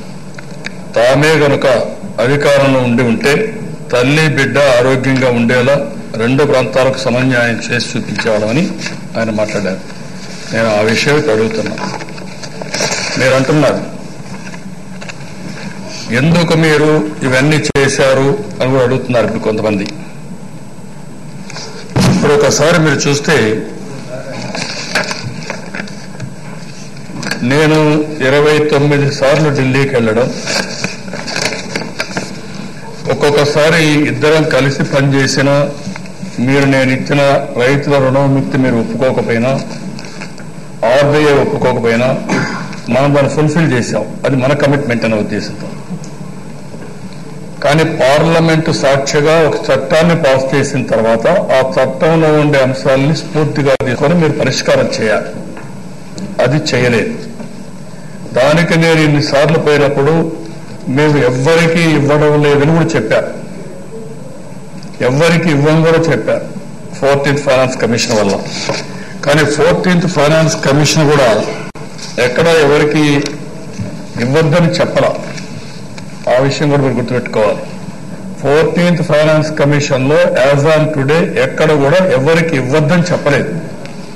14th ఫైనాన్స్ కమిషన్ చెప్పింది అన్ని రాష్ట్ర ఆర్థిక పరిస్థితుల్ని, వాళ్ళ యొక్క డెఫిసిట్ ఫైనాన్స్ ని, అదే మరిగా నార్త్ ఈస్టర్న్ స్టేట్స్ లో ఉండే సున్నితమైన అంశాలని పరిగణలోకి తీసుకొని ఈరోజు మేము ఈ అవార్డు ఇస్తున్నాం. 42% ఏదైతే రాష్ట్రాలకు డబ్బులు బదలాయించారో, మొత్తం రిసోర్స్ని బదలాయించారో అందులో ఈ అంశాలు తీసుకున్నాం. అదే విషయం చెప్పారు. మన విషయం స్పెషల్ కేసు. ఇది బైఫర్కేషన్ జరిగింది. అంత మునుపు 2 రాష్ట్రాలు ఒకటిగా ఉన్న రాష్ట్రాలు ఆల్ ఆఫ్ ఎ సడన్ 35,000 రూపాయలు వ్యత్యాసం వచ్చింది పర్ క్యాపిటల్ ఇన్కమ్. ఎందుకు వచ్చింది? హేతుబద్ధత లేని విభజన వల్ల. ఆ రోజు ప్రధానమంత్రిగా ఉన్న నరేంద్ర మోడీ గారు అభ్యర్థిగా ఉన్న వ్యక్తి ఏం చెప్పాడు? నేనయ్యుంటే 2 ప్రాంతాలకు సమన్యాయం చేసేవాడిని. కాంగ్రెస్ పార్టీ బిడ్డను బతికించి తల్లిని చంపేశారు, నేనైతే తల్లి బిడ్డ ఇద్దరిని బతికించేవాడిని ఆయన చెప్పినాడు. ఆ మాట నేను అడుగుతున్నా, ఇద్దరికి న్యాయం చేసే మీరు బైఫర్కేషన్ లో యాక్ట్గా ఉండేటన్ని ఎందుకు చేయరని అడుగుతున్నా. అనామలీస్ అన్ని చెప్పాం, ఓకే మనకి ఇవ్వలేదు. ఆ రోజు మనకేం చెప్పారు? స్పెషల్ అసిస్టెన్స్ మెజర్ ద్వారా అన్ని ఇస్తామని చెప్పారు. మీరు చూడండి, అది కావాలంటే 3 సంఘటనల అధ్యక్ష ఈ మెంబర్స్ అంతా కూడా రాష్ట్రాలు అందరూ గుర్తుపెట్టుకోవాలి. ఫస్ట్ సంఘటన, నేను 29 సార్లు పోవడం ఒక ఎత్తు అయితే, రెండోది ఇక్కడ ప్రజల మనోభావాలు దెబ్బతిని ఎక్కడికక్కడ అధైర్యపడిపోయే పరిస్థితికి వచ్చారు. అప్పుడే లెటర్స్ రాయడం, సూసైడ్ చేయడం, ఇవన్నీ జరుగుతాను. నేను ఇక్కడ ఒక హాస్పిటల్ కూడా పోయి వచ్చాను. ఉయ్యూరు నుంచి ఒక అతను ఆత్మహత్య చేస్తుంటే నేను పోయి చూసి అక్కడి నుంచి ప్రధానమంత్రికి వచ్చి నేను కూడా చాలా బాధపడి, ఏంట్రా ఈ మార్గం అయిపోతా ఉంది, ఎందుకు ఈ మార్గం ఇంత అధైర్యపడిపోతున్నాం అని నేనే ఫోన్ చేస్తే రమ్మంటే పోయినప్పుడే ఆ నీతి ఆయోగ్ రెఫర్ చేశారు. అది కూడా మొత్తం పరిష్కారం కాలేదు. రెండోసారి ఇక్కడ క్యాంప్ ఆఫీసు, హైదరాబాద్ లో అసెంబ్లీ సమావేశాలు, రాత్రి నేను చాలా స్పష్టంగా చెప్పాం, వెయిట్ చేశాం. అప్పుడు మేము ఎవ్వరికి ఇవ్వడం లేదు కాబట్టి మీకు స్పెషల్ అసిస్టెన్స్ మెజర్ ద్వారా స్పెషల్ స్టేటస్ లో ఇచ్చేటన్ని ఇస్తామంటే మీరు అది కానీ మనకేం చెప్పారు? ఈఏపీ అన్నారు, అది కూడా ఇవ్వలేదు. ఏది మనకు రాలేదు, ఇంతవరకు ఒక పైసా కూడా రాలేదంట. అదే నార్త్ ఈస్టర్న్ స్టేట్స్ కి ఏమి ఇచ్చారు? 90-10 ఇచ్చారు. కోర్ ప్రోగ్రామ్స్ లో, మిగిలిన ప్రోగ్రామ్స్ లో 90-10, 80-20 వాళ్ళకి ఇచ్చారు. ఆ ఫెసిలిటీ మనకి ఇవ్వచ్చు కదా. నేను అదే అడుగుతున్నాను. మీరు మాకు ఎవ్వరికి ఇవ్వమని చెప్పి వేరే ప్రాంతానికి ఇచ్చిన వాళ్ళకి శాశ్వతంగా ఇస్తుంది, అది కూడా డిస్ప్యూట్ చేయడం ఇవ్వాల్సిందే. ఎందుకంటే ఆ కొండ ప్రత్యేకమైన పరిస్థితులు, ఒక అటవీ ప్రాంతం, రిసోర్సెస్ తక్కువ, neighbouring other countries, foreign countries ఇవన్నీ ఉన్నాయి. కానీ మనకు అన్యాయం జరిగినప్పుడు 5 ఏళ్ల ద్వారానే ఒక ఆలోచన కానీ ఒక స్ఫూర్తి కానీ మీకు కూడా ఒక మామూలు రావాలి కదా. ఎందుకు ఇవ్వలేదని అడుగుతున్నారు అధ్యక్ష. అక్కడ అది వాళ్ళకి ఇచ్చారు. రెండోది, ఏవైతే జిఎస్టీ ఆ ట్యాక్స్లు ఉన్నాయో 2017 వరకు కొనసాగించారు. ఏది ఐజిఎస్టీ అవన్నీ ఆ ట్యాక్స్ ఇన్సెంటివ్స్ అన్ని అవి ఇప్పుడు 2027 వరకు కొనసాగించారు. అది వాళ్ళకు కొనసాగించినప్పుడు మనకెందుకు ఇవ్వదని అడుగుతున్నాను. మీరు ఎవరికి ఇవ్వకపోతే ఇవన్నీ మాట్లాడచ్చు, కానీ వాళ్ళకిచ్చి 14-17 అది మీకు వచ్చినప్పుడు 14-17 వరకు అప్పుకున్నాయి. అక్కడి నుంచి 17 వరకు ఇచ్చారు. 17 నుంచి 27 వరకు 27,000 జిఎస్టీ వచ్చిన తర్వాత 27 జిఎస్టీ ఎప్పుడు వచ్చింది? 6 months బ్యాక్ వచ్చింది. 1 year అంటే 6 months బ్యాక్ వచ్చింది. 6 months బ్యాక్ కంటే ముందు మనకు ఆ ఇన్సెంటివ్ ఇచ్చుంటే ఈ రోజు నార్త్ ఈస్టర్న్ స్టేట్స్ వారు దీన్ని కూడా ఎక్స్టెండ్ చేసి మీరు అది చేయలేదు కదా. ఆ విషయం నేను అడుగుతున్నాను. నేను ఏ విషయంలో కూడా ఈఏపీది కూడా 90-10 ఉంది ఇంట్లో, అది కూడా ఇమ్మని నేను కోరాను. నేను ఎక్కడ కూడా ఆ రోజు కానీ ఈ రోజు కానీ ఎక్కడ నేను రాజీ పడలేదు అధ్యక్ష. కానీ పర్సూ చేయాలి, ఓపిక పెట్టాలి, మనకు పనులు కావాలి అనే ఉద్దేశంతో నేను తెలుసు అధ్యక్ష, నేను రాజకీయాల్లో ఉన్నప్పుడు ఎంత సంయమనం పాటిస్తానో, ఎంత ఇది చేస్తానో అన్ని విధాల ప్రయత్నం చేశాను. దేనికోసం? రాష్ట్ర ప్రయోజనాల కోసం. అక్కడ కూడా నాకు ఇదిగా ఉంది. చిన్న పిల్లలు బిడ్డ పుట్టినప్పుడు చాలా పర్యవేక్షణ జాగ్రత్తగా ఉంది. అదే పెద్ద అయిన తర్వాత ఒకరోజు భోజనం లేకపోయినా తట్టుకోగలుగుతాం. కానీ 2-3 సంవత్సరాల స్టేట్ నేను కూడా నర్చర్ చేసేటప్పుడు ఎవ్రీ ఇంచ్ జాగ్రత్తగా చేసుకుంటా వచ్చాం, కాబట్టి బయటపడే పరిస్థితికి వచ్చాం. అయితే నేను ఇన్నిసార్లు పెరిగిన తర్వాత ఇప్పుడు అందరికీ ఏంటంటే ఇన్నిసార్లు అడగలేను, గట్టిగా అడిగారా లేదా, ఎన్నిసార్లు అడిగారు. ఒకటి ఫస్ట్ టైం ఆ రోజు చెప్పాను. రెండో రోజు మీరు చెప్పినట్టు నేను హైదరాబాద్ లో మాకు అసెంబ్లీ ఉంటే రాత్రి 12-1 గంట వరకు నేను చాలా స్పష్టంగా చెప్పాను. మాకు చాలా ఇబ్బందులు ఉన్నాయి, మీరు కరెక్ట్ గా యాక్ట్ చేయడం లేదు, చాలా సమస్యలు ఉన్నాయి, కాబట్టి మీరు చెప్పండి, లేకపోతే రేపు నేను అసెంబ్లీలో దీని మీద చర్చించాల్సి వస్తుంటే రాత్రి 12 గంటలకు ఆయన ఒక స్టేట్మెంట్ ప్రెస్ కాన్ఫరెన్స్ పెట్టి రాత్రి 12 గంటలకు స్టేట్మెంట్ ఇచ్చారు. ఆ విషయమే నేను నెక్స్ట్ డే అసెంబ్లీలో పెట్టి ఆ విషయాన్ని చెప్పాను. ఇది మళ్ళీ 1.5 year అమలే కాలేదు, ఏది అమలు కాలేదు. అమలు కాకపోతే ప్రధానమంత్రి గారికి ఫోన్ చేసి 1.5 year తర్వాత 1.5 year నేను కలవలేదు కానీ 1.5 year తర్వాత ఫోన్ చేసి నేను మళ్ళీ ఆయన కలిసి అన్ని ఎక్స్ప్లెయిన్ చేశాను. నేను ఎక్స్ప్లెయిన్ చేసి నాకు ఈ బాధలు ఉన్నాయి, మీరు చేయడం లేదు, ప్రజల్లో అసహనం ఉంది, ప్రజలు బాధపడుతున్నారు, మనం సరిగా స్పందించలేదని చెప్పి ఆవేదన ఉంది, ఎక్స్పెక్టేషన్స్ డిఫరెంట్ గా ఉన్నాయి. మా వాళ్ళు ఇది కూడా చెప్పాను అధ్యక్ష, మా వాళ్ళు చాలా సున్నితంగా ఉంటారు, రోడ్డు మీదకి రారు, కానీ ఒక నిర్ణయం చేస్తే మాత్రం చాలా పటిష్టంగా చేస్తే అన్ని చెప్పాను. చెప్పిన తర్వాత బడ్జెట్ వచ్చింది.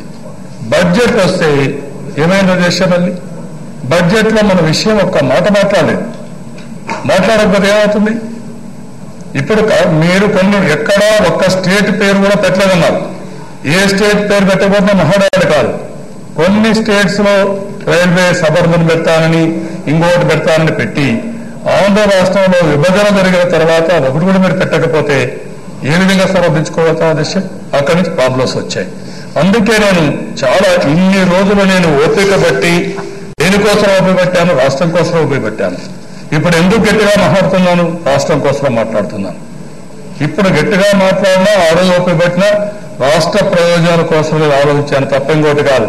ఇంకోటి ఉన్న రాజు గారు మనకు డబుల్ డిజిట్ గ్రోత్ వచ్చిందని, డబుల్ డిజిట్ గ్రోత్ వచ్చిందని అన్ని రాష్ట్రాలు ఇంకా ఎక్కువ సహకరించారు కదా. నేను ఆ విషయం కూడా మీరు గుర్తుపెట్టుకోవాలి కదా.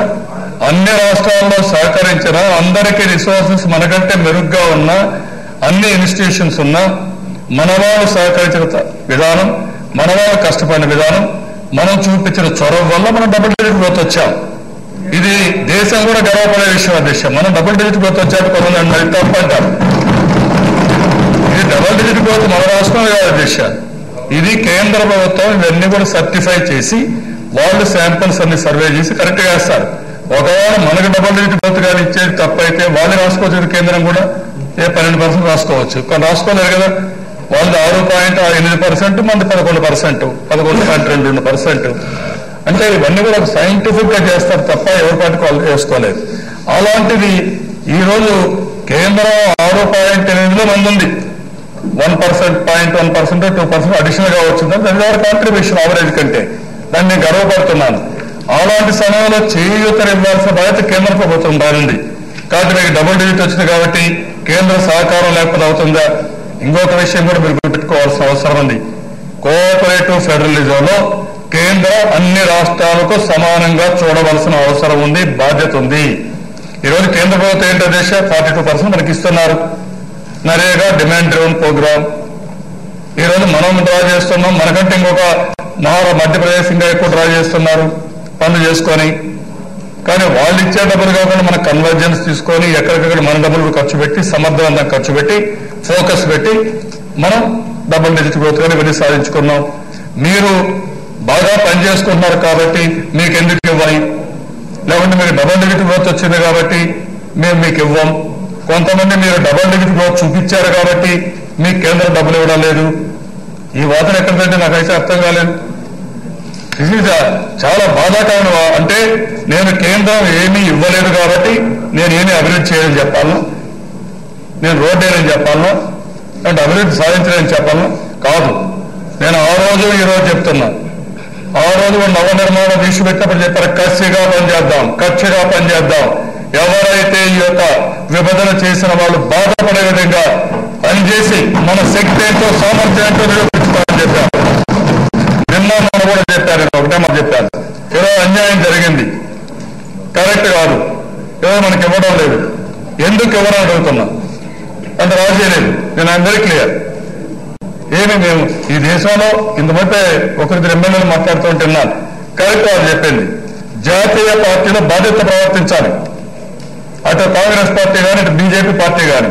ఎందుకు నేను మాట వాడుతున్నానంటే ప్రజల మనోభావాలతో ఆడుకోవడం మంచిది కాదు. ప్రజల మనోభావాలకు సంబంధించిన విషయం. ప్రజల మా హక్కు కింద భావించినప్పుడు ఇప్పుడు మీరు ఉన్నారండి, కష్టపడి పనిచేస్తారు, ఉన్న పరంగా మీ ఆస్తి వేరే వారు తీసుకొని మీ అన్నగారు మీ తమ్ముడు గారు బయట పొమ్మంటే ఏ విధంగా ఫీల్ అవుతారండి మీరు? ఒక తండ్రి కూడా ఇద్దరు కొడుకులు ఉంటే ఒకటి బయట పంపించి నా ఇష్ట ప్రకారం చేస్తాను ఇటు ఫీల్ అవుతారండి? ఫీల్ కాదా మీరు? అదే నేను అడుగుతున్నా. ఎందుకు నాకు ఈ అన్యాయం అని అడుగుతున్నా. ఓకే, మళ్ళా నా శక్తిని నేను సంపాదించుకుని అది వేరే, కలిసి ఉండి సంపాదించడం వేరే, విడిపోయినప్పుడు కష్టపడడం వేరే. దానిపైన కష్టపడి సంపాదించి మళ్ళీ నాకు ఒక పట్టుదల ఎందుకుంది? ఒకప్పుడు హైదరాబాద్ నేను డెవలప్ చేశాను, నేను ఆ విషయం ఇక్కడ చెప్పాను. ఆ రోజు నాకేం కేంద్ర ప్రభుత్వం ఇచ్చేసిందే లేదు. కానీ ఈ రోజు గుర్తుపెట్టుకోవాలి చాలా మంది, నేనేదో అధికారం కోసం కేంద్రంతో ఉన్నానని. 29 మంది ఎంపీలు ఆ రోజు, మొత్తం ఆంధ్రప్రదేశ్ నుంచి కంబైన్ ఆంధ్రప్రదేశ్ 35 మంది ఎంపీలు. ప్రధానమంత్రి ఆ రోజు వాజ్పేయి గారిని అడిగి మీ వాళ్ళు ఎంపీ మంత్రులు కావడమంటే 6 మంది మంత్రులు ఇస్తామంటే నేను ఒకటే చెప్పాను, నాకు అవసరం లేదండి మంత్రులు, మీరు దేశాన్ని బాధేయండి, మా రాష్ట్రానికి నిధులు ఇవ్వండి, నాకు చాలు, నాకు పదవులు వద్దని చెప్పి 8-9 మంది మంత్రులు ఇస్తామని తిరుగుతున్నాం. ఎందుకు అనుకున్నాం? ఆ రోజు ఒక సిద్ధాంతపరంగా సపోర్ట్ చేశాం. ఇప్పుడు కూడా మంత్రుల కోసం ఎందుకు అడుగుతున్నాం? మేము అడగలేదు. ప్రధానమంత్రి గారు ఏ పోర్ట్ఫోలియో వచ్చారని అడగలేదు, లేకుంటే గవర్నర్ పదవిని అడగలేదు, ఒక చిన్న కార్పొరేషన్ పదవిని అడగడం లేదు, నేను వ్యక్తిగత ప్రయోజనాలకు అడగడం లేదు. అన్యాయం జరిగిందాన్ని న్యాయం చేయండి, ఇది కరెక్ట్ కాదు. ఇన్ని రోజులు నేను వెయిట్ చేసి చూశాను, ఓపిక పట్టాను, 29 సార్లు వెళ్ళాను. ఇప్పుడు ఉండే వాళ్ళ కేంద్రంలో మంత్రులంతా ఫస్ట్ టైం అయిన వాళ్ళు, సెకండ్ టైం ఉన్నారు. నేను ఎప్పుడు ఎక్కువ ప్రాబ్లం ఫీల్ కాలేదు. కొంతమంది అన్నారు మీరు ఎందుకు సార్ ఇన్నిసార్లు వస్తున్నారని. కాదు, నేను రావాలి అని వచ్చాను. రాష్ట్రం నష్టపోయింది, రాష్ట్రం నష్టపోయినప్పుడు నేను రావాల్సిన అవసరం ఉంది. ఒకసారి కాదు, 2 సార్లు కాదు, ఎన్నిసార్లు వస్తాను, ప్రజలకు న్యాయం జరిగే వరకు వస్తానని చెప్పి నేను తిరిగాను. తిరిగినప్పుడు ఇవన్నీ చేయాల్సిన బాధ్యత ఉందా లేదో నేను అడుగుతున్నా. దీని వేరే ఆస్కింగ్. ఇప్పుడు కూడా నాకు కొన్ని ఇన్ఫర్మేషన్ వస్తే దేశ ఉత్తరాఖండ్కి మధ్యప్రదేశ్కి 7/1/2003 అనౌన్స్ చేశారు. North east industrial and investment promoting policy promotion policy 2007లో industrial incentives north eastern states కి ఇచ్చారు. All incentives valid up to 31/3/2017. Due to introduction of GST, incentives were discontinued from GST introduction date to North Eastern and Himalayan states.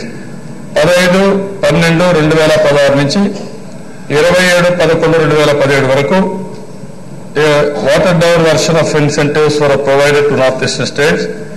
అదే మరి 27/11/2017లో a scheme of reimbursement of GST was introduced. అంత మునుపు direct గా tax అన్ని incentives ఇచ్చేవాళ్ళు. ఇప్పుడు government of India DIPP ఇది తీసుకొని గవర్నమెంట్ ఆఫ్ ఇండియా తరఫున వాళ్ళకి ఇస్తున్నారు. మనకు అదే గారు 2014లో మనకు కూడా ఇచ్చుంటే ఇప్పుడు అది 2020 వరకు కంటిన్యూ అయ్యేది. మనకు అంత కూడా వస్తుంది. 5 years వచ్చాం మనం. 2014 నుంచి ఇచ్చుంటే 19 వరకు మనకు వచ్చేటివి. బియ్యం మన అవసరం లేదు. కాబట్టి ఈ విషయం మనం గుర్తుపెట్టుకోవాల్సింది. సేమ్ ఇన్సెంటివ్స్ మనం అడుగుతున్నాం తప్ప ఇంకోటి కాదు. ఈ విషయం కూడా నేను మళ్ళీ మీకు అందరూ చెప్తున్నా. ఇది నేను చాలా స్పష్టంగా రిక్వెస్ట్ చేసేది, ఇది ప్రజల మనోభావాలకు సంబంధించిన విషయం. 10 రూపాయలు సంపాదించుకోవాలంటే కష్టపడి సంపాదించుకుంటాం, కానీ ఆత్మాభిమానాన్ని హక్కుని కాదన్నప్పుడు ఉండే హ్యూమిలియేషన్ కానీ కోపం కానీ జీవితంలో ఎప్పుడూ ఉండదు. అది కరెక్ట్ కాదు. దాన్ని ఎట్టే పరిస్థితుల్లో ఇవ్వవలసిన బాధ్యత కేంద్ర ప్రభుత్వంపై ఉంది. అదే మరిగా దిశ ఇంకా చాలా వరకు మేము టెక్నాలజీ ఉపయోగించాం, లేకపోతే ఇన్వెస్ట్మెంట్లు ఎన్ని పెట్టాం. ఇంకొక పక్కన ఇప్పుడు కాపు, ఒంటరి, తెలగ, బలిజ ఇవన్నీ గవర్నమెంట్ ఆఫ్ ఇండియా ఇవన్నీ క్లియర్ చేయాల్సిన అవసరం ఉంది. బోయ, వడ్డెర, మచ్చ ఇవి కూడా ఒక క్లారిటీ ఇవ్వాల్సిన అవసరం ఉంది. దిశ ఏదైనా సరే బీసీఎల్లో ఇంక్లూడ్ చేస్తామన్నా కాపుల్ని బీసీఎల్కి ఎక్కడా నష్టం లేకుండా ఇది అడిషనల్ గా ఉంటుంది, అడిషనల్ కేటగిరీ కింద ఉంటుంది.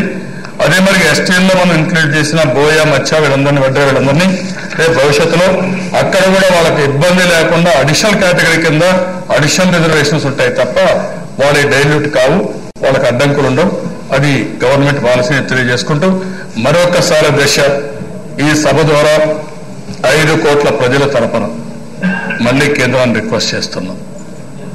ఈ కోఆపరేటివ్ ఫెడరలిజంలో బైఫర్కేషన్ యాక్ట్ ఏదైతే మీరు పెట్టారో అందులో ఉండే ప్రొవిజన్స్ అన్ని అమలు చేయండి.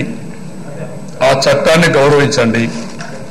అదే సమయంలో ఆ రోజు మీరు అడిగారు, ఎలక్షన్ మేనిఫెస్టోలో పెట్టారు, మీరు ఇవన్నీ చేశారు, స్పెషల్ స్టేటస్ దాన్ని కూడా ఇవ్వండి. ప్రజల మనోభావాలను గౌరవించండి. అదే సమయంలో ఇప్పటికి కూడా మేము సౌత్ ఇండియాలో లోయెస్ట్ ఉన్నాం. మేము కష్టపడి దేశ అభివృద్ధి కూడా పాటుపడతాం, కానీ మా మనోభావాలు దెబ్బతీయద్దండి, మాకు న్యాయం చేయండి. బైఫర్కేషన్ యాక్ట్ ఇచ్చిన హామీలు రెండూ నిలబెట్టుకోవాల్సిందిగా మరొకసారి 5 కోట్ల ప్రజల తరపున కేంద్ర ప్రభుత్వాన్ని రిక్వెస్ట్ చేస్తూ, డిమాండ్ చేస్తూ సత్వరమే పరిష్కారం చేయాల్సిందిగా మరొకసారి కోరుకుంటూ మీ ద్వారా, ఈ సభ ద్వారా, రాష్ట్ర ప్రజల ద్వారా కేంద్రాన్ని డిమాండ్ చేస్తూ సెలవు తీసుకుంటాం. The question is that the following motion moved by Sri V. Prabhakar Chaudhary is before the House, that an address be presented to the Governor as follows: that the members of Andhra Pradesh Legislative Assembly assembled in the 11th session are deeply grateful to the Governor for the address which he has been pleased to deliver to the Legislative Assembly on 5th March 2018. Those who are for the motion, please say aye. Aye. Those who are against, please say no. Ayes have it, ayes have it. The motion is carried. The House is adjourned to meet tomorrow at 9 a.m.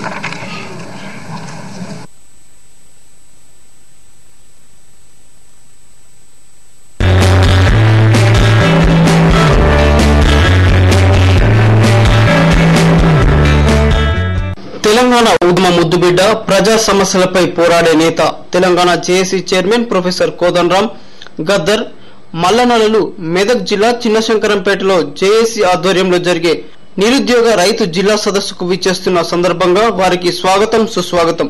కొడుకూరి Janardhan Reddy, Telangana JAC Medak నియోజకవర్గ incharge.